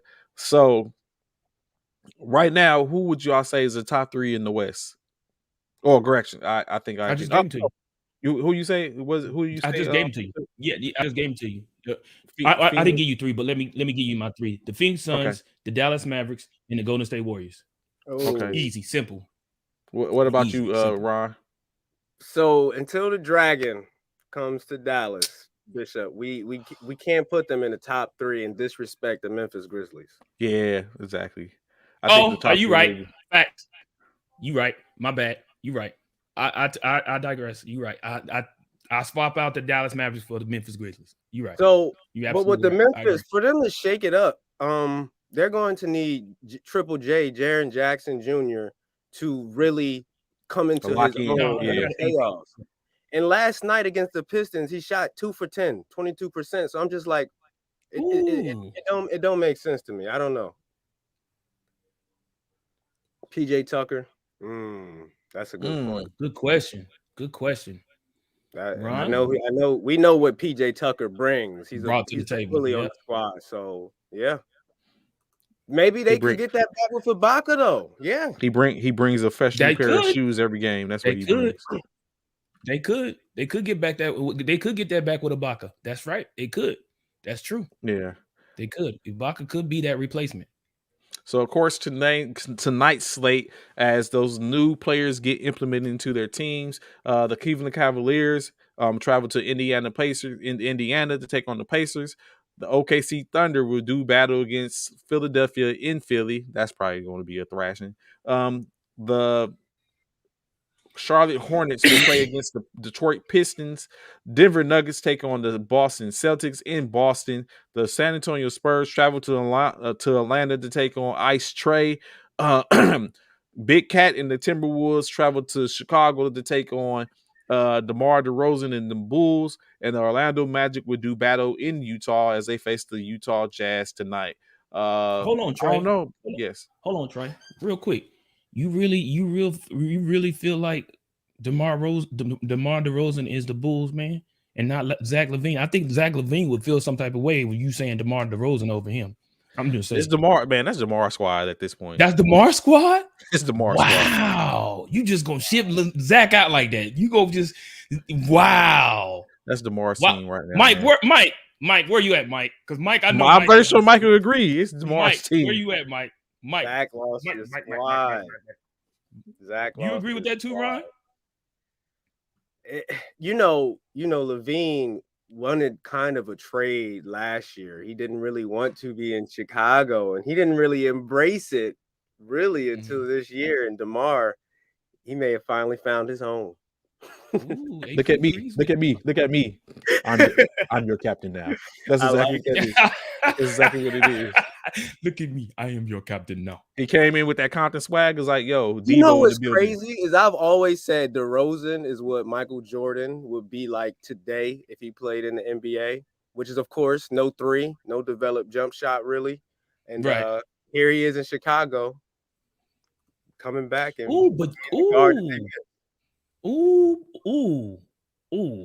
But you just made my point, though, there, Mr. Ron.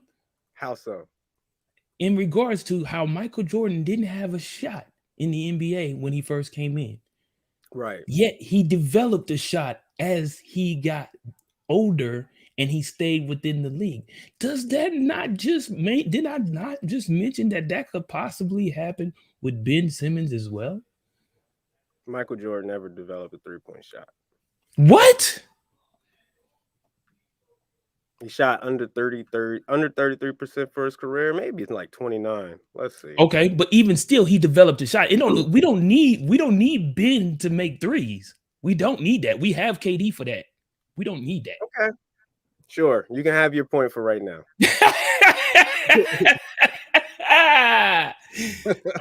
So Trey, real quick, man, yes, from the games that you're talking about tonight, man, my picks are the Cavaliers, the Sixers, the Hornets. The game of the night is going to be the Nuggets and the Celtics, I believe. That's going to be the game of the night. I don't know who I'm picking that game yet. I'm taking the Trey, Icy Trey, definitely doing that.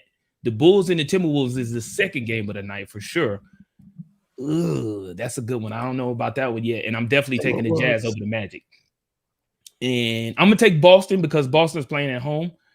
I'm going to take Boston because they playing at home. And just because of what I just said about, I think Zach gonna have a night tonight, man. I'm gonna take the Bulls at home versus the Timberwolves. Of course, I'm looking at Cavaliers, Sixers, Celtics, Hornets, Hawks, Jazz, and I'm riding with my homie, big homie, Hub City, stand up, Compton in the building. No. Zach? DeMar and them Bulls. Oh, DeMar's out of Cali? He is out of Cali. He's from Compton. That's right. He is out of Cali. Okay. Definitely. What you got, Ron? I'm trying to see, is Zach LaVine back? Not disrespect. Not disrespect Jordan like that. Jordan is an assassin all game long. Jordan was at another level. That's what I'm talking about, AP. Thank you, AP. Jordan LeBron debate the other day. The last time, Ron, you looked to see if the Bull, if Zach was back, and you said he wasn't playing, and he ended up playing that night. Yeah, if LaVine's playing, I'm riding with the Bulls. If he doesn't, I expect Karl-Anthony Towns to take over. Okay, got you. That sounds like a slice to my man. What about the other games though? Just because the Bulls don't got no front court depth, that was their biggest flaw. They should have brought a big man in. They should have went after Ibaka. I don't know, but something. Yeah.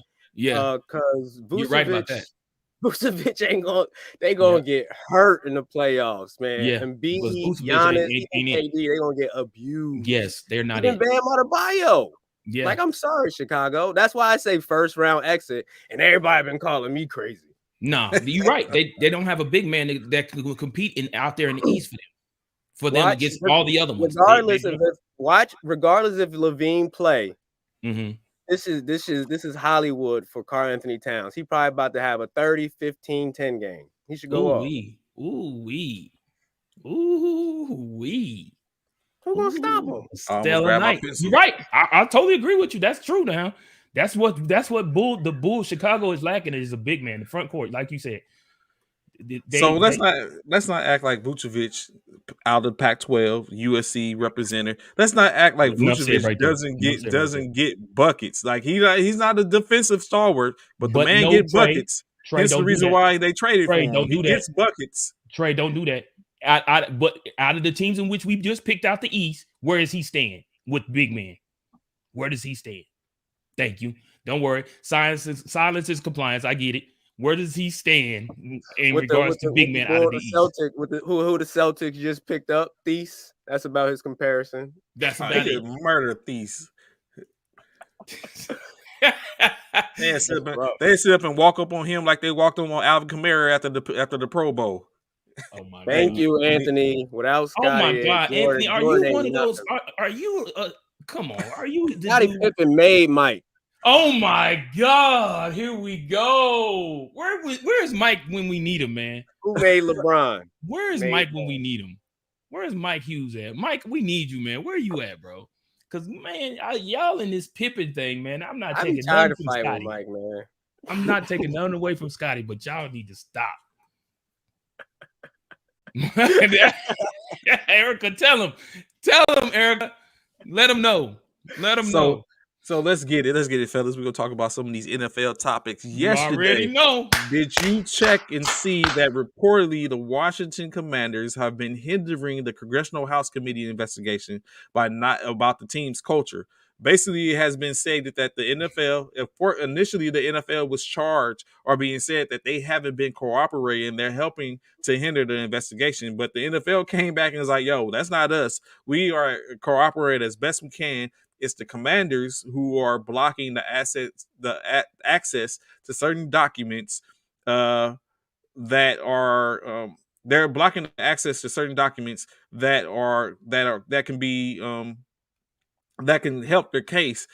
Snyder's attorney attests that the Washington Commanders has not hindered any access to non-privileged documents at the end of the day. So of course, when I was reading the article, I was like, that's to me that stands out. I'm not blocking non-privileged documents. Y'all can see those all day, but these over here, y'all gonna have to do a little more to get these. They refuse to give them up.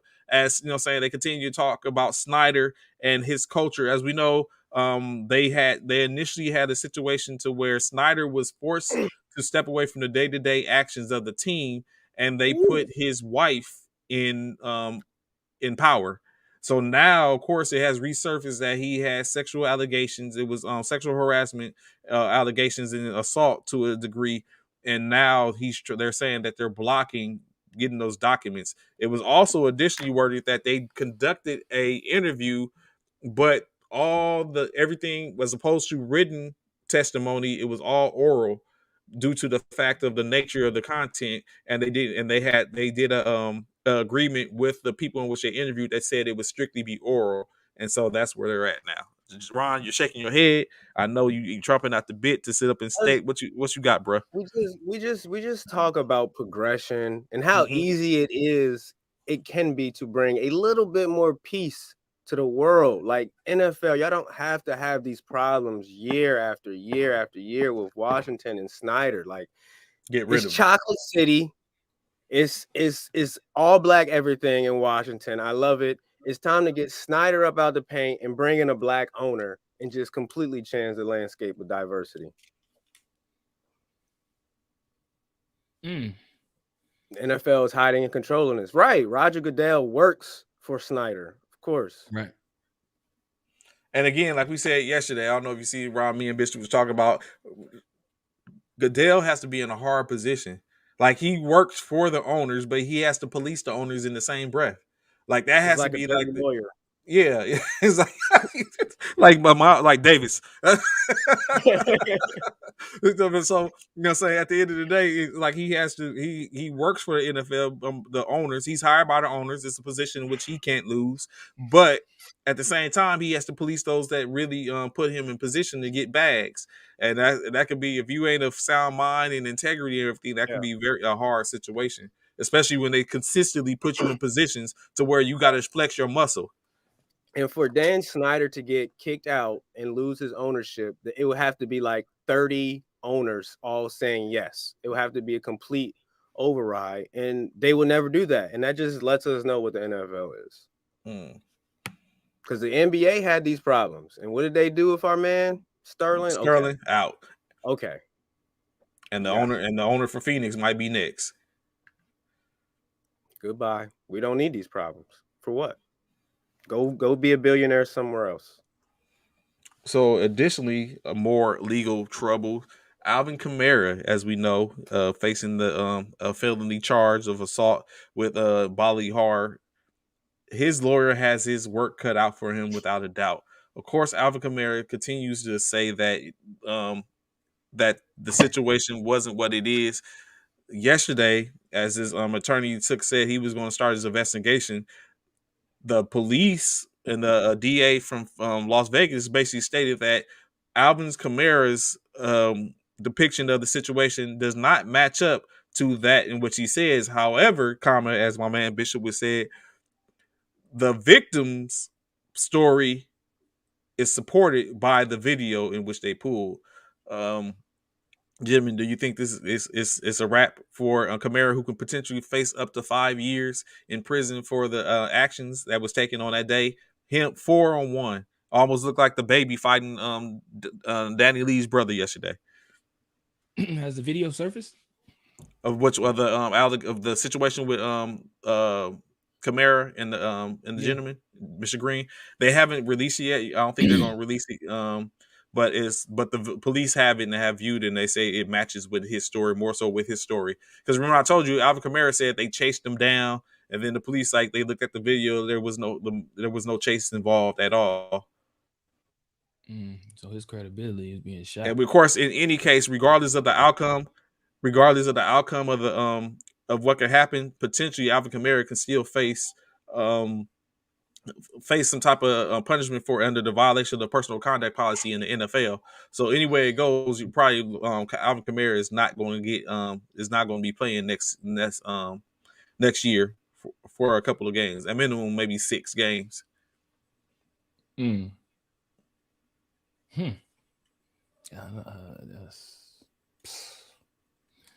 Well, I'm waiting on Hence the video. reason you need bodyguards. No, you know what? I ask y'all. Let me ask y'all this question: big, strong African American men, or just in general, big, strong. Are you hiring athletes? Are you hiring bodyguards to walk around with you when you're out? And I'm the athlete. And you're the athlete. Absolutely.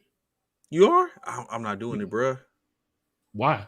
Why not? Because the reason why I'm hiring bodyguards, so I won't find myself in a position like a Kamara. I'm sure that these was his people. I'm sure his people was. Even still, I don't care if we have to label them bodyguards or non-bodyguards or whether they my people. Either way, I'm still hiring somebody to take care of that situation. That way, I'm not in. Sorry for being an ass, but they would have. I don't know if I'm at this point. He's the team. I don't know about that. You ain't lying. They didn't already lost. They don't have a quarterback. You gonna get rid of Kamara too? And they said goodbye. You don't have a team. You don't have a quarterback. You don't know what you're gonna do with the quarterback. But Ron, you hiring a bodyguard? Without a doubt, man. Without a doubt, man. There's people out here that'll harm you, harm your family, try and kill you just for $1,000, man. Let alone walking around $1 million commodity. Right. We've heard of people being we've heard of fans, non-fans, people who hate, just picking on people just so they can get, try and get a lawsuit. Yeah, I'm buying a body. Hell yeah, I'm getting a bodyguard. People might say, people may be saying, oh, you weak, you can't fight your own battles. It ain't about that. When it's all said and done, I'm looking out for my livelihood. If I'm still in the game and I can still play at a high level, why am I going to jeopardize my career over some pettiness, over some nonsense? I'm not doing that. I'm not. When I can hire a bodyguard who can take care of one thing you don't see,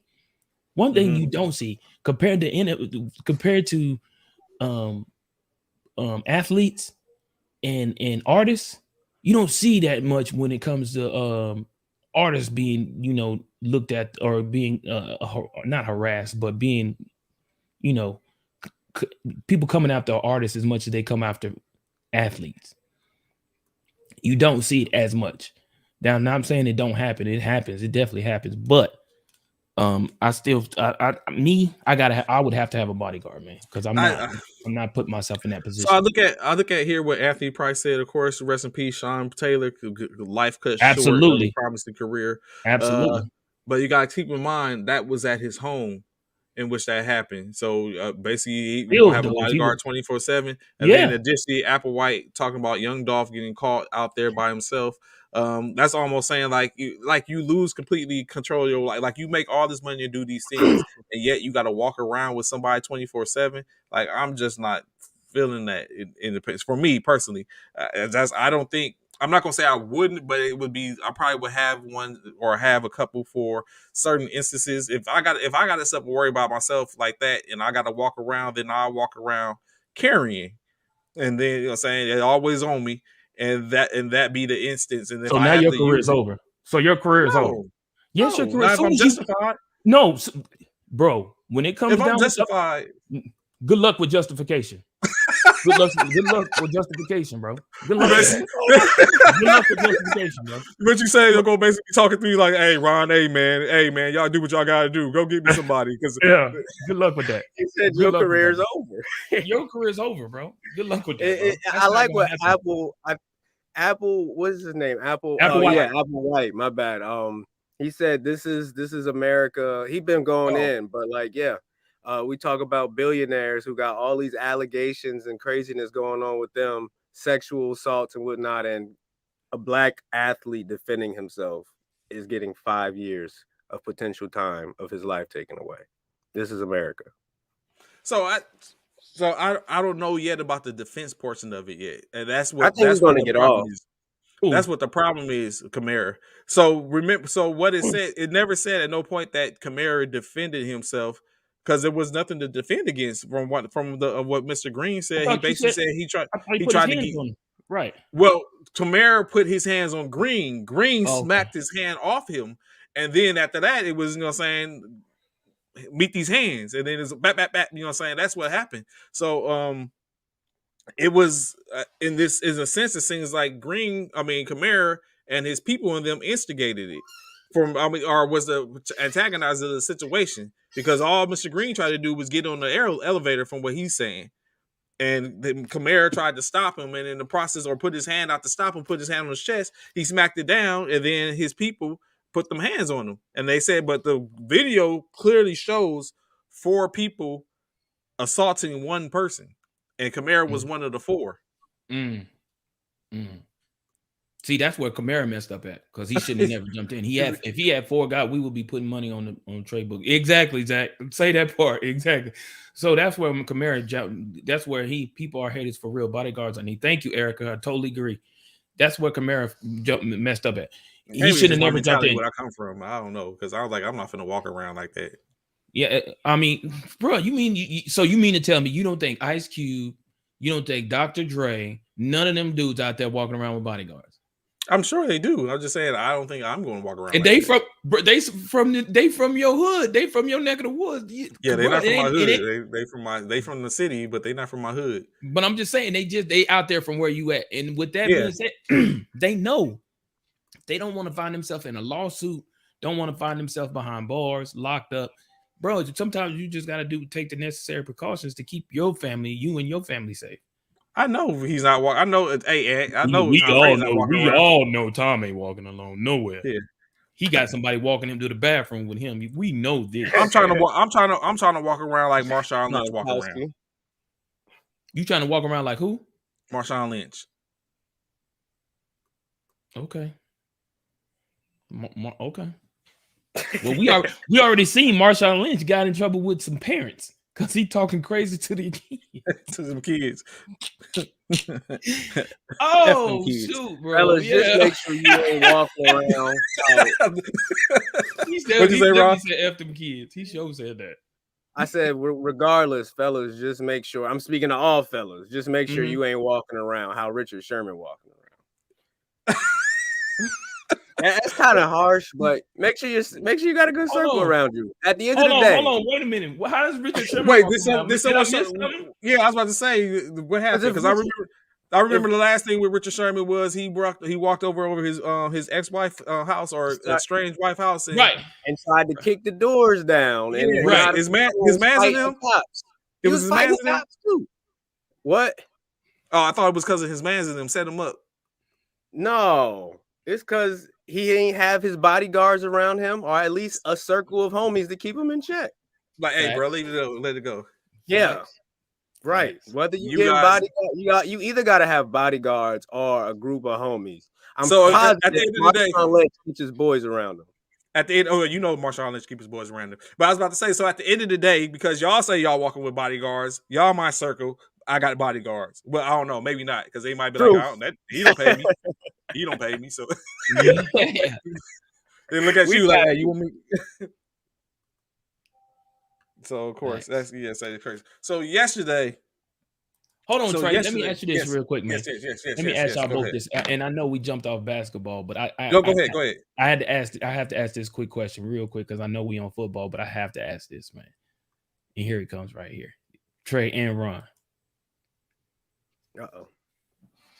We're gonna get to that. Oh, you know what? Let me double back. I'm sorry, Bishop. You are so right. I appreciate you there for that. So of course, yeah. I'm so sorry we got caught up, and I completely left that out. So let me get to that. So additionally, let's take a backspin for a second. We're gonna backspin back to the NBA. Yeah. So last night, of course, the NBA selected the All-Star teams for the All-Star game, in which LeBron James as well as KD were the team captains. I didn't get how it went and who chose first, but of course the end state is Team LeBron is going to be Giannis Antetokounmpo, Steph Curry, DeMar DeRozan, and Nikolai Jokic, and the additional reserves are Luka Doncic, Darius Garland, Chris Paul, Jimmy Butler, Davion Mitchell, Fred VanVleet, and James Harden. Of course, Team Durant is led as Joel Embiid, Ja Morant, Jason Tatum, Trae Young, and Anthony Wiggins. And then Devin Booker, Karl Anthony Towns, Zach LaVine, Murray, Middleton, LaMelo Ball, and Rudy Gobert. And to the point in which Bishop is speaking of is it came down to the last two players, which was Kevin Durant's pick, and you had James Harden and Rudy Gobert that were the last two picks. And then James is like, LeBron's team got height and depth. So that's what we really need. So he chose Rudy Gobert over his ex-teammate in James Harden. LeBron went ahead and chose Harden. They both was clowning if I may say so myself, because they was like, hey man, he's like, ain't Harden injured? That's what LeBron said. Yeah. But then of course in grand fashion, Ernie be getting his punches in. He be on the slide. So does Chuck. Yep. Yeah, they was like, oh, he got traded. He gonna play. Yeah, he said, he putting icy hot on right now. He's like, he icing up to get ready to play. So to answer Bush's question, was KD being petty with picking Rudy Gobert at the All-Star over Harden? 100% yes, he was. Petty. He was being petty, but I don't blame him. And that's why he's in this situation in the first place. He's the one that messed it up. Harden was not feeling welcomed in Brooklyn. It was him and Kyrie all buddy, and he never felt like he had a home. And that's why in this situation in the first place. But I ask y'all this. Who got the best team? Price already said it. Yeah, without a doubt. That team is fire. I don't know who be picking, or if they got when you at production meetings. But ain't Ja with KD? Yeah, but bruh, that team, man? Come on, bruh. I don't know who be like. I thought Giannis' team against LeBron was trash last year. This one's a little better, but like he said, like Anthony Price said, I don't know who be pick. Whoever picks against LeBron can't pick right. I don't know what you be thinking or what be going on. I don't know what you be thinking. Seriously, like how do you sit up and how does his team constructed? I don't get it. You should do like how I'm going to pick these picks this afternoon. Where they pick, you pick the opposite of that person he picks and go from there, basically. So of course, yes. So saying appreciate that, Bishop, that reminder. Last night, NFL honors. NFL honors is basically an award ceremony that gives certain players awards for their accomplishments through the years. Of course, categories from the MVP on down to the fantasy player of the year. So what we're going to do is I'm going to state the winner of the award, and y'all tell me if I think it was that, saying, oh, definitely without a doubt, or if it was someone else. These are the awards in which we spoke about yesterday, right? The ones that we picked. We was pretty. I still think I'm the GOAT again, because I think we both had the same one. Right. We both had the same ones for the most part. Damn, right. You know what? It was a question which Ron, you know what? Before I get to that, let me ask you a question, Ron. You wasn't on yesterday. Let me ask you this question. Do you have a price? A price for what? What do you mean? A price. Just remember yesterday the conversation we was talking about. Everyone has a price. Oh yeah. Ron, yeah. do you have a price? Oh yeah. Oh yeah. Is it substantially high? Depends on what I gotta do, but without a doubt. Bishop's price, as he said, is generational wealth. That's his price. Bro. We didn't say what we had to do, but he's like his price is generational wealth. That's a couple billion. Hey, there it is. Bro. The reason I asked that question is because I wonder what is Daryl Green's price, and if Kamara can meet it.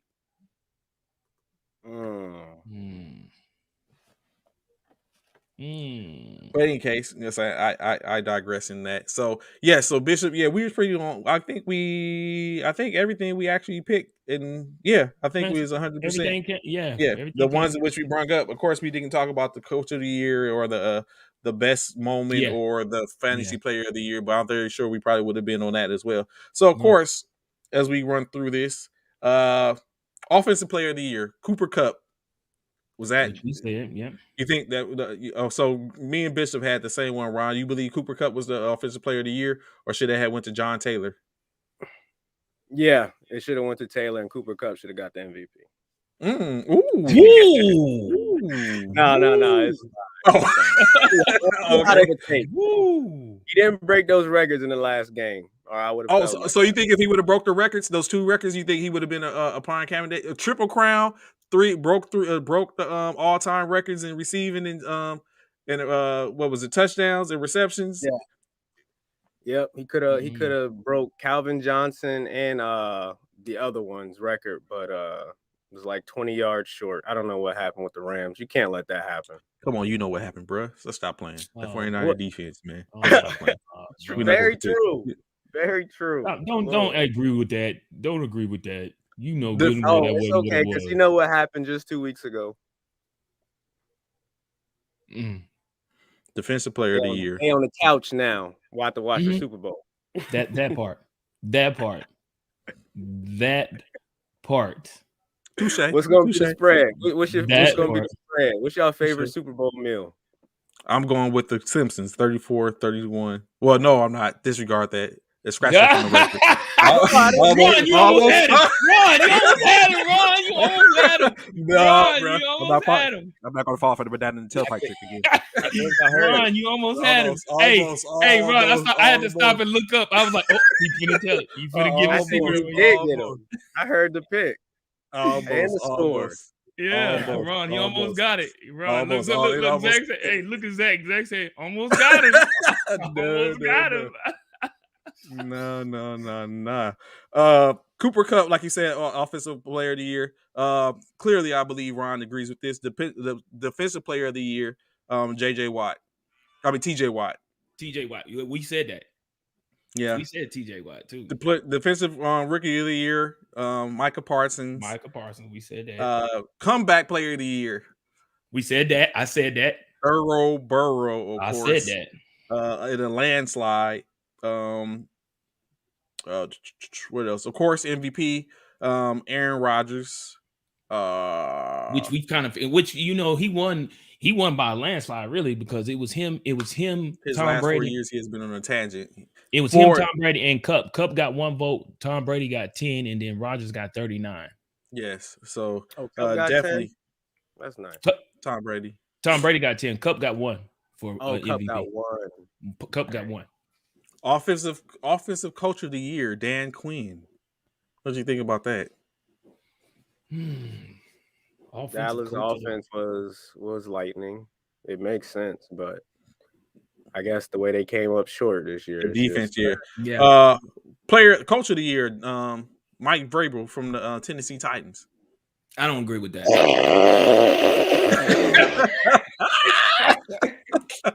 Yeah, I don't agree with that. Mike Vrabel, I don't believe it. I don't agree with that one. I don't. Coach of the year got sent home early with a healthy resting team and a Derrick Henry coming back and a healthy AJ and Julio. Oh. Yeah, I don't. So who you think coach of the year too? Then who you think should have got coach of the year? Zach Taylor, Sean McVay, Kyle Shanahan. Not Kyle Shanahan. Are you serious? Stop it. Did he just say Kyle Shanahan? Think about it. So let's keep it at 100. This is no bias whatsoever. Kyle Shanahan at week 7 was 4. At week 10 was 4-6. Yeah. And he got the team to the NFC Championship game. Right. Got him there. That's it. That's all he did. Got him there. That's enough. That's all he did. He got him there. Okay. Great job for getting us there. You couldn't win the big game, though. He got a lot farther than Vrabel. That part. And that's why I say, that with part. less 6 seed, only wild card team. When I'm really trying to think outside the box about coach of the year, I go to like Tomlin getting the Steelers to the playoffs. Okay, but I do like San Francisco more than that, Trey. I like that one. It's always Ron. You always have that one person that's in. What are the 49ers doing in the conference championship, man? I say Sean McVay. McVay, this guy, man. I say McVay. No, I'm Sean just McVay saying. got the Thanos hand on with all them weapons. No. You don't get Aaron Donald and get to become coach of the year. Come on, man. Why not? Come on, man. This one I do agree with without a reasonable doubt. Fantasy Player of the Year, Cooper Kupp. I could attest to this because I lived on Cooper Kupp's back the whole season. Yeah, like, he carried a lot of he hurt a lot of fantasy people's teams. I lived on Cooper's Kupp's back the whole fantasy. He kept me in all my games. Yeah, shout out to Cooper Kupp. Best NFL moment. What was that? I didn't see that. I called games last night, so I missed the whole thing. Okay, Tucker's 66-yard field goal. 66-yard field goal. Yeah, the record. They gave that to him. I don't know what could have been any better than that. Yeah, I don't know what could have been better than that. No, I don't think anything in the regular season outside of that Jamar Chase catch and run. Or Tyreek's catch to win. Well, that's because the only reason I said that because Tyreek's was in the playoffs. Oh, right. That's what's the name of that award? Best NFL moment. The best moment. Yeah, it has to be in game, huh? I would have gave it to John Gruden.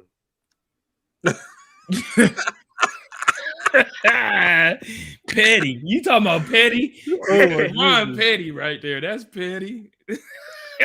That's Petty. So with Cooper Kupp winning the if that's the case, I'm giving it to AB. Walk it off. Right. That should have been it. Yeah, I'm giving it to AB. I'm giving it to AB. If that's the case, if we going that route, I'm giving it to AB. I'm just being honest. The best football star. So with Cooper Kupp winning the Offensive Player of the Year, he joins a small circle of players for wide receivers winning that award. The only other wide receivers to win that award is, of course, none other than Jerry Rice. And Michael Thomas won it, I think 2 years ago for Offensive Players of the Year. So I asked y'all this question, right? Like Ron was doing, holding up four fingers. This is the fourth time in which Aaron Rodgers has won the MVP award. Absolutely. Yep. Outside of only one person is ahead of him. That's Peyton Manning with 5. I was only doing that because Rodgers was doing that on the golf course yesterday. Okay, because he was saying his fourth one. Yeah. He already knew. He already knew. I'm just like, man, you celebrate. Wow. So with this, additionally, Aaron Rodgers is also the 5th player in history to do it back to back. So I ask you this. Is Aaron GOAT status now? Has he graduated from GOAT to GOAT? No. You gotta get one more. Ooh, he still needs. No, I don't even say he needs to give one more. He doesn't necessarily need another MVP. He needs a Super Bowl. No, that's what I meant. One more Super Bowl. Oh, one more Super Bowl. Oh, okay. Okay, yeah. I can agree with Ron with that. One Super Bowl puts him GOAT status. Yeah. Which I think he will when he's out there playing for y'all next year, Trey. You know what? Ron, look, Ron. I don't know what it is that Trey done to you, but I look. I need you to stop. I need you to stop, bro. I remember. I can't believe the Rams is in the Super Bowl right now. Good Lord, he's second or third, not first. Yeah. As what, the GOAT status? What do you mean, Anthony? Explain it. Quarterback. He's third. Second is Joe Montana, but he might be third. But you know what? Steve, between Montana and Peyton, who you think is Peyton the GOAT status or BOAT status? He's third. Peyton gets third. John Elway got 4. Do we got to put anybody else above Rodgers? Who's first and second? Brady and Montana. Okay, Brady and Montana. Okay. So Elway. He talking about this. Oh, Hall of Fame. First ballot, of course. Oh yeah, he's definitely. He without a doubt, he's the first ballot Hall of Famer. Yeah, he's definitely making first ballot. without question. So okay, so Especially if he wins another Super Bowl. He's still boat status at this time. Okay, but I need boat. Yeah, best of all time. I definitely need Ron to stop. Come on, he's not going. He's not going. It's funny he say that, bro, because everyone's thinking that even Tom Brady's going to come back to play for San Francisco. Man, stop it! If you want to win a Super Bowl, you know where to go. That's all I'm saying. Come on, bro. Stop it, bro. Y'all. Oh man, y'all are so. Listen, if it was Philadelphia, which was in the same situation, I would be like, "Yo, what situation? What situation is that, Trey? Where if they were to get Aaron Rodgers or Tom Brady, that they'd win a Super Bowl, I'd be like, "Yo, you know what? You got you." Yeah, that's what's going on. Well, yeah, I'm not saying that's not the case. I'm just saying in regards to the fact why does got to be San Francisco of all teams. Because both those teams are teams who are Aaron's from the Bay Area, and then it was Tom Brady's favorite team growing up, so that's why they're, being pushed forward. Oh my gosh. So speaking of Hall of Fame, appreciate Anthony Price. Speaking of the Hall of Fame, 8 were inducted into the Hall of Fame. That being Leroy Butler, Bryant Young, Sam Mills, Cliff Branch, Richard Seymour, Tony Baselli, Art McNally, and Dick Vermeil. So with these 8 individuals, which is not, in my opinion, a lackluster induction, but all the same, they are in the fraternity with the elite. I asked these people, and y'all tell me if they were snubbed or not. I have, I think, about 8 names. Y'all let me know if you believe they were snubbed. First name, Reggie Wayne, wide receiver, Indianapolis Colts. Was he snubbed? These is to the Hall of Fame? Yeah, Hall of Fame. Did you say Devin Hester? Didn't they let him in? Nah, they didn't. He's on this list too. I'm talking about. So we'll start there. Devin Hester, snubbed or nah? Interesting. No, I told you yesterday. No. Yeah, we talked about that yesterday. That Devin Hester, I just don't. Yeah. And which everyone talked about, like he was lackluster as a receiver.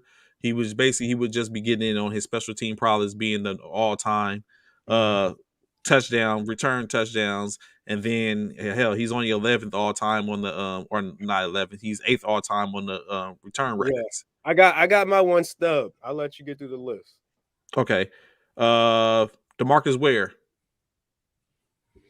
DeMarcus Ware. He definitely was snubbed. Think so? Hell yeah. I don't know what, because when I looked at what everyone else went that got in, I was like, DeMarcus Ware was like 4-time Pro Bowler, 4-time All Pro. Like seriously, when you got Devin Hester didn't do nothing, man.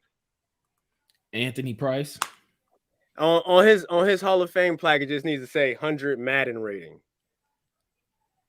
That's what he was known for real. That is real. I don't think DeMarcus Ware should be considered that much of a Hall of Fame. Yeah. Was this his first? Yeah, he would have been a first-time balloter. Yeah, no, he wasn't snubbed. Okay, interesting. So had this been his second or third, we could consider it as a snub. Yeah, maybe second or third. Yeah. Okay. Torrey Hope. Wow, it's been Ron.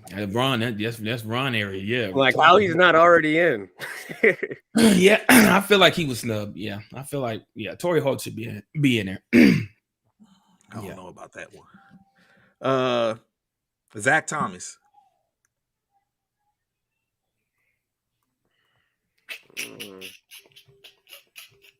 Linebacker, Miami Dolphins.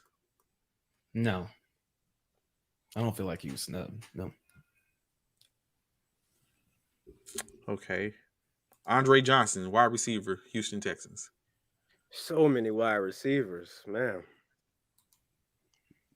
My one snub is a wide receiver. You ain't get to him yet. Andre. No. Okay. Back to Reggie Wayne. Reggie Wayne. Yeah, I feel like Reggie Wayne because he had some records at one point, didn't he? Of course, he was playing with Manning. Yeah. So Reggie. I feel like. Mm-hmm. I believe I agree with you, Applewhite. And last on my list, Patrick Willis. Whoa, where's Steve Smith? They didn't have him as he wasn't a finalist. That's my. You talking about Carolina, Steve Smith? Yeah, right?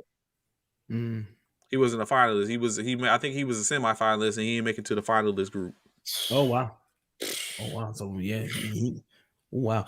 Patrick Willis, yes, he was snubbed. You think he was snubbed? Yeah. So he quit on his career. So I was about to bring that up. So not to say that he shouldn't have been, but I think like definitely had he played a couple more years without a reasonable doubt, he definitely would have been a first year battler. I believe initially he was a first year battler, but when I sit up and thought about it, I was like, wow, maybe it wasn't a snub. Maybe it wasn't a snub. Steve Smith didn't even make the see that. Give me Steve Smith over Reggie Wayne. Torrey Hall, I'm sorry. Over Devin Hester. Steve Smith won a triple crown. He's I give him over Devin Hester. I don't know about Reggie Wayne. Definitely over Johnson. I don't know about Holt either. Steve Smith deserves. I feel like he should have been a finalist, though. I do believe that. I do believe that. Only for the simple fact is, for one of the main reasons why I feel like he should have been a finalist. I met Steve Smith. I've seen him. The dude is not a big guy, and to do what he did on that tenacious on that gridiron, huh?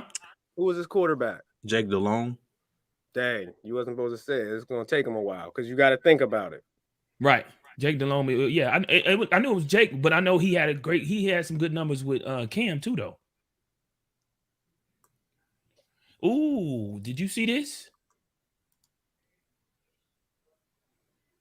Reggie Wayne had Manning, Torrey Hall had Warner, Andre Johnson had a trash can. Yeah, he had the what's it called, brother? Derek Carr. Yeah. I mean David Carr. David. Yeah, David.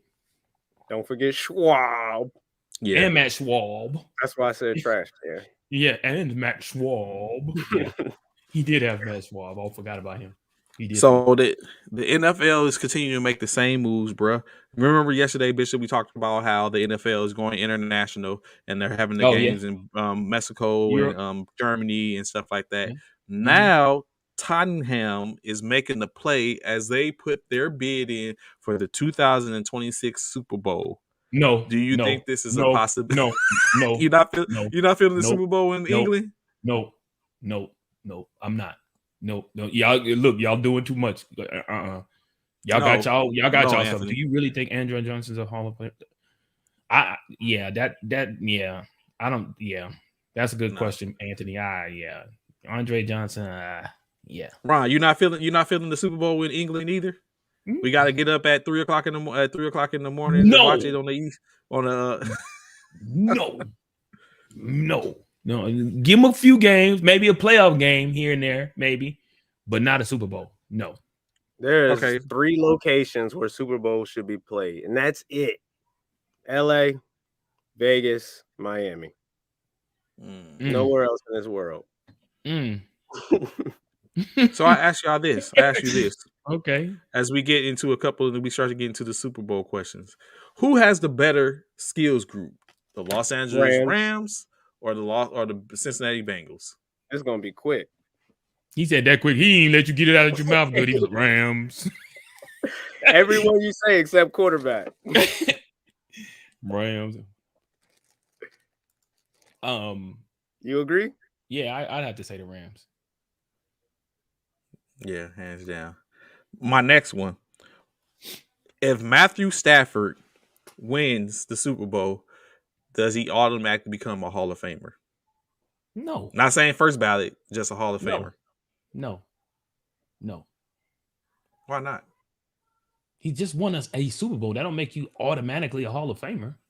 He has Hall of Fame. He has Hall of Fame wide receivers in the Hall of Fame. But does he have Hall of Fame numbers? Yes, I believe he does. It doesn't matter what the receivers he had that's in the Hall of Fame. Does he have Hall of Fame numbers? I'm a firm believer. If I disregard, we had this conversation over. I'll give you that. I would like to say go as far as I know this is a stretch. If you haven't won an MVP, maybe That you shouldn't part. be in the Hall of Fame as a quarterback. That part too. Agreed. That's why I say, what does he have? Hall of Fame? Like, do he have Hall of Fame numbers? He was the only quarterback for Johnson, and he's a Hall of Famer. Stats. Hall of Fame stats. Correct. That he has Hall of Fame stats. He definitely has Hall of Fame stats. So, a couple of ones before we get to the final meat one. and potatoes. The meat and potatoes. So, we did a little rendition of start one, bench one, trade one. Ron, this is a question for you.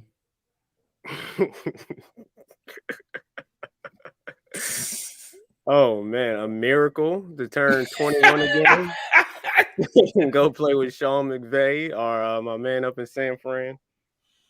But it's crazy because Derek Carr was. Oh wait, are we talking about the Derek Carr that's in Vegas? Yeah. I don't know why I thought he was talking about his brother. Derek Carr to win. MVP and Super Bowl. There it is. That's the minimum. That's the floor. There it is.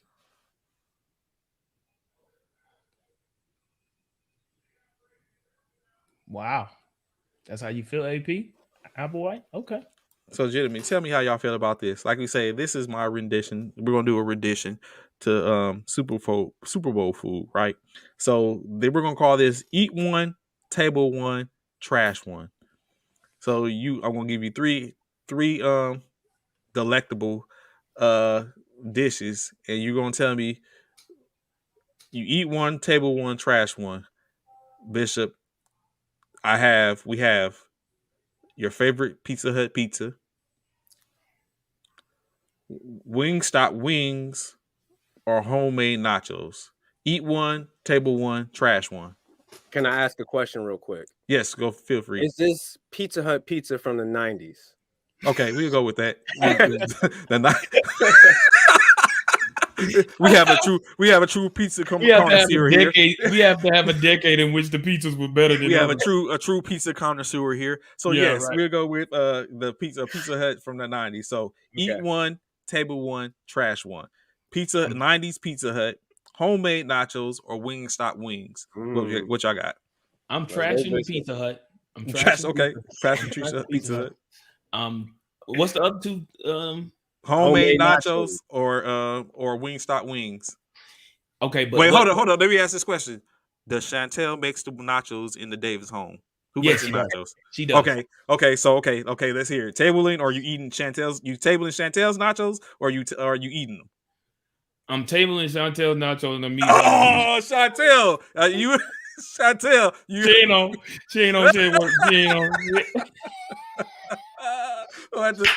You don't have to sit up and do a clip and send it to her. I'm gonna edit this later. I'm gonna edit this later. Okay, Ron. Eat one, table one, trash one. What you got? Pizza, nachos, and then the Wingstop can get out of here. What? You trashing Wingstop? What? Say word. Wingstop wings are trash anyway. Bro, where you gotta be kidding me. What type of wings y'all got up in Alaska? Wingstop. Every day I gotta decide if I want wings. Is Wingstop on this side of the corner in B-Dubs? I've never been like, you know what? I'm gonna go to Wingstop. I'm always like I'm finna go to Wingstop. Always. That's me too, bro.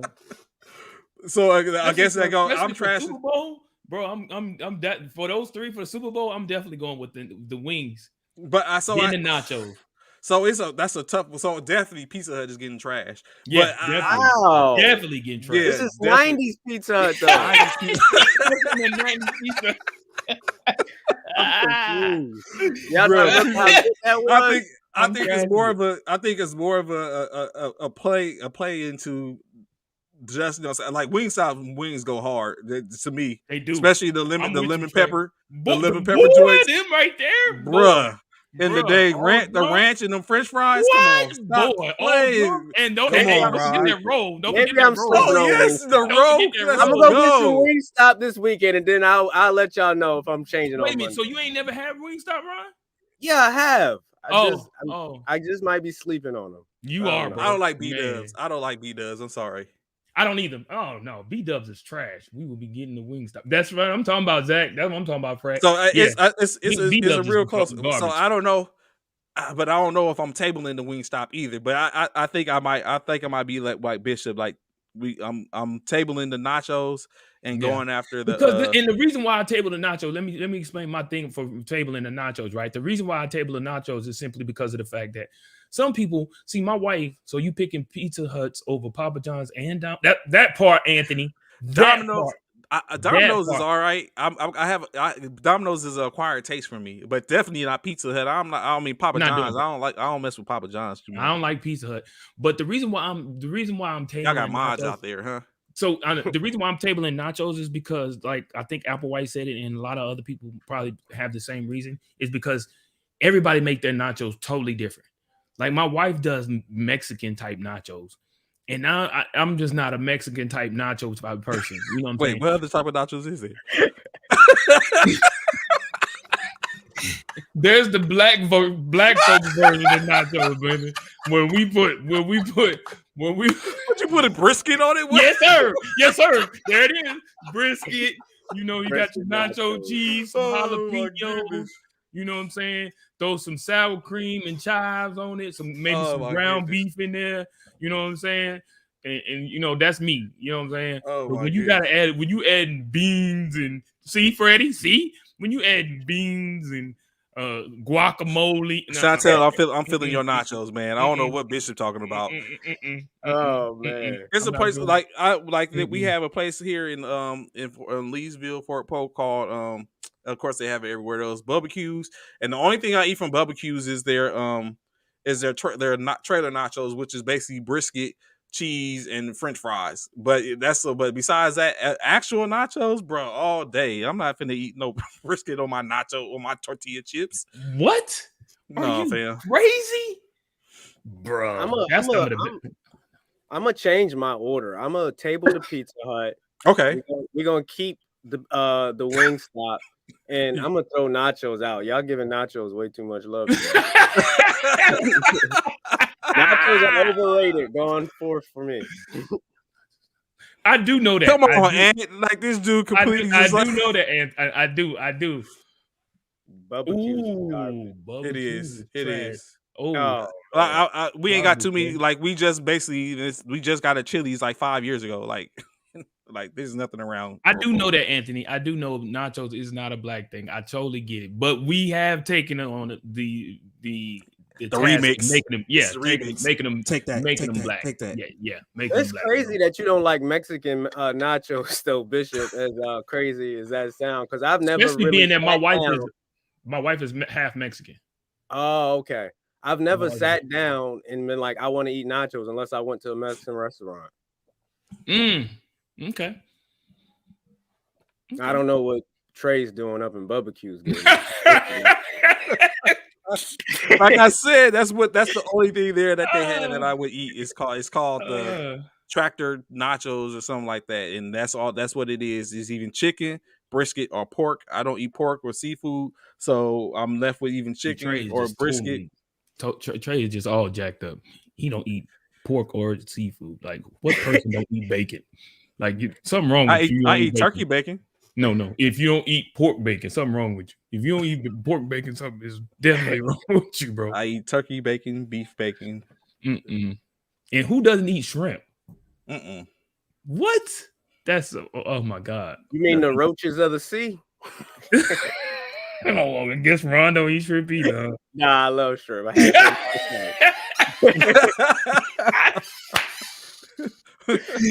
Oh, y'all get me hungry. I'm ready for Super Bowl. I know, right? I'm about to go get my stuff right now. Hey, you know what? Unfortunately, I'm not. I would have to drive all the way to Lake Charles, which is an hour and 15 minutes from here, in order for me to get some Wingstop wings.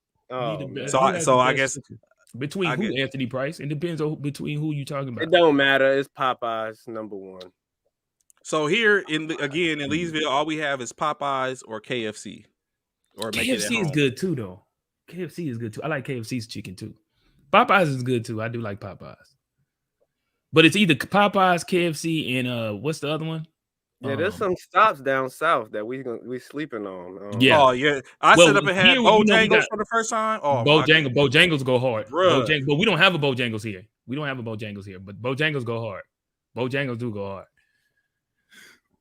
I was like, what? It Kentucky was one of those Fried like, what have I KFC been missing all my life? So people would say it's either KFC, Popeyes, or Churches. Churches, that's the other one. There we go. Churches. Stop playing, Ron. You did not just say Churches. No. I was I was about to say, we what? can't forget Raising Cane's or Raising Cane's. Raising Cane's is another one. And then here we also got what's the other one? In Texas, Zaxby is a lot. Yeah, no, it's the other one. The one that got the sweet tea that's fire.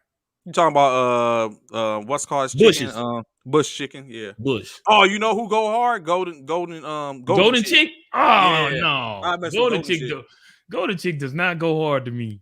I just eat their tenders and put the spice on. Their tenders nice. Now they tenders are good. That's their why tenders, Golden Chick tenders are good. I will say that they tenders are fire. Yeah. Unfortunately, I'm not going to be able to get none of that, which was I can't eat none of that. Like it's just not going down here. I guess it'll be homemade nachos. So what everyone Raising Cane shouldn't have been mentioned. What everyone has been waiting for. It has come that time, fellas. Our panel's pick for who we believe is going to win the 56th Super Bowl in the NFL. The matchup between the Los Angeles Rams as they play the away team in their home stadium versus the Cincinnati Bengals.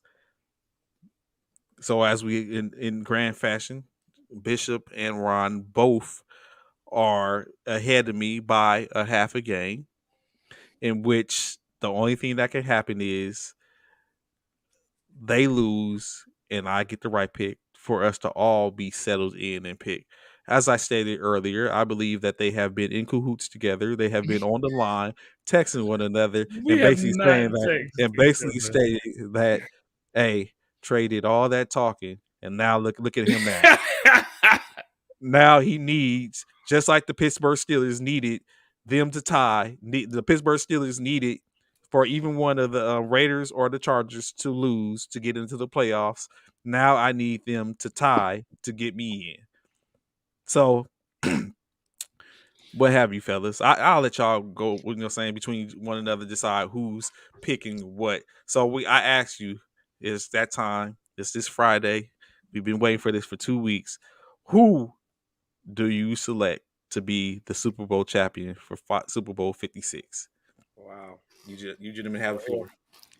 Well, I'll take it up on myself to go first and go ahead and get it out the way. You know what I'm saying? Let me get it out the way. So we do know that this game is going to be a good game. I feel like this probably be one of the best Super Bowls to go down in Super Bowl history because we have two great teams playing against each other. We got Matthew Stafford, the gunslinger. We got Joe Burrow coming in and doing his thing in this great Super Bowl 56. But the key thing in regards to this game is it's the defense cahoots. Really? Really? So the thing is the defense. So you see I'm wearing my orange, and I'm wearing my orange because that is the, Psi Phi Military Fraternity Incorporated. So it kind of coincides with a few things, you know what I'm saying, in regards to this game. Of course, Cincinnati, they're the Cincinnati Bengals, which is a Bengal tiger, which is one of our things that refer to our fraternity. But I will say this, right? Burrow has been sacked 51 times in this season. 51 times, the most in the NFL. However, Matthew Stafford has thrown the most interceptions in the league this season. So you go to figure Matthew Burrow, rookie, or not a rookie, but you know what I'm saying, the young gun or the veteran in Matthew. Go see. I have chosen to pick. Let's go! go Rams. All right, let's go Rams. I'm going with Matthew, the veteran, to come through and win Super Bowl 56, baby. Let's go. Okay. Ron, Mr. Lowe, please. I was not expecting that at all. I was like, oh, I might be able to win this thing. They both gonna pick the Bengals. Crazy. Wow. So simply, my heart is telling me Rams and my brain is telling me Bengals. If we follow the storyline, this is Joe Burrow's Super Bowl. That is, it's written in the stars for him. The football gods have set it all up perfectly. But I got to go with my heart. I'm going to go with the Rams. Better on all phases of the field. I like that score, 35-24, but it's the Super Bowl. We cannot forget the lemon booty that's going to be in some players' equipment. They ain't going to be scoring that much. It going to be some goose. I like 24-17, 24-20. Let's go Rams. But Burrow is going to have an opportunity to steal the game. Okay. With the last possession, but Rams is going to hold it down. All right. All right, Trey. So we know what you got. So we basically have Ron picking the Los Angeles Rams. Bishop picking the Los Angeles Rams. If they are correct, then they will have a final standing of 9-4 for this season. However, if they are incorrect, they will have a 8-5, which means I will have an 8-5 as well, because I am going against both Bishop and Ryan, and I'm rocking with Joe Burrow in the building, as Joe is going to be my connection to getting it. So I am rocking with Cincinnati, even though I equally believe that the Rams are going to win. But no, it is about individual compromise. It is about individual satisfaction. So in that case, the Bengals, Joe Burrow, Jamar, Joey, Mixon, Samaj, P-Rod. Hey, I'm calling y'all. Now we talking Samaj. Now we add Samaj. Yes, really? Let's go. That's what it's all about. At the end of the day, that's what we're going with. That's who we're rocking with. That is what's going to be good. Hey, let's go. Cincinnati, get your first Super Bowl of your existence. That's how I'm going, fellas. I believe that it is possible for who's the youngest quarterback to win the Super Bowl? Mahomes, right? Yes, correct. Yes, that's exactly. Yeah, that's exactly what it is. Hey, I said y'all thought I was playing. Let's go. I'm Team Cincinnati. Rolling in. Wow. I am Team Cincinnati. Yep. He the only other one that's riding with Trey. Let's go. Oh damn, who? Applewhite. He got the Bengals by 3 with the kicker being the hero. Hey, I rock with that. Let's go, McPherson. Let's get it. On to Super Bowl. Joe, as Ron has stated plenty times, Joe does not lose in big games. I have been listening to Ron say that consistently throughout this process. So I believe Joe does not lose in big games. I will rock with Joe for this one time. He was 7-0. This big game. 7-0 in postseason. He will be 7-1. Uh-oh. You got another one. Erica. Oh, man. Erica with the Bengals, too. Bengals, Bayou. They're not the Bayou Bengals. Actually, they are the Bayou Bengals in Cincinnati, because you got Jamar Chase and Joe Burrow there. Hey, let's go. That's what I'm looking forward to. As well, I'm looking forward to the commercials as well. So, of course, that'll be a talk and halftime. Yes, halftime show. Let's get it. But yes, let's go Bengals. You can bring me back in this. Are we gonna do a halftime show? You know what they supposed? I have to find out because remember I told you that they stated something about it. But if they don't, then of course we always could. We always can jump on if saying Ron is available. Depending also at the halftime show is that because I have Oh, that's right. We're trying to watch the halftime show too. That's facts. Well, but I'm also. Oh yeah, that would be hard to watch and do the show at the same time. But then I also got the fraternity stuff. I'm not. Oh, that's right. Sure do. I forgot about that too. Okay. So it is what it is. We'll talk about it Monday. We can do that. It will be what it will be. I greatly appreciate y'all coming on. Someone said the people doing a halftime show are singing for free. Mary J. Blige. She is. She's singing for free. Yeah, they don't. I think they pay. They pay the NFL to be in the halftime. Oh, really? Yeah. They used to pay. They stopped that a while ago. They pay the NFL for that. Yes, that was the cool. So y'all surprised me. Y'all surprised me. I just knew y'all was gonna go separate. Nah. We've been on the same page all playoffs. Yeah, we are the Cahoots brothers, I guess. Yeah. As I look at the check marks on the up and down the page, you are correct. Right. It's like at the end, it was like, but yeah, that's exactly what I'm on. We greatly appreciate y'all checking this out today. We look forward to seeing y'all come Monday morning. Of course, absolutely. Hit us up. Greatly appreciate it, Zach. Greatly appreciate it. Ron, Bishop, any parting words?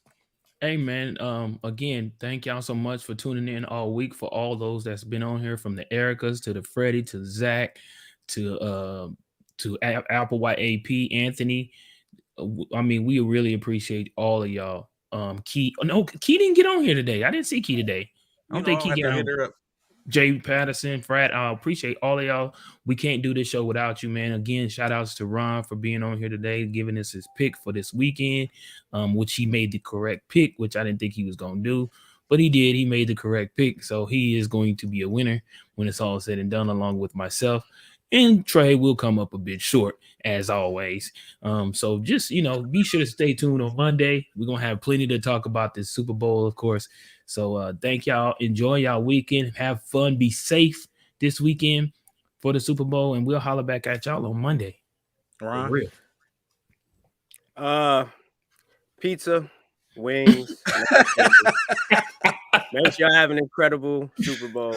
Get some good food.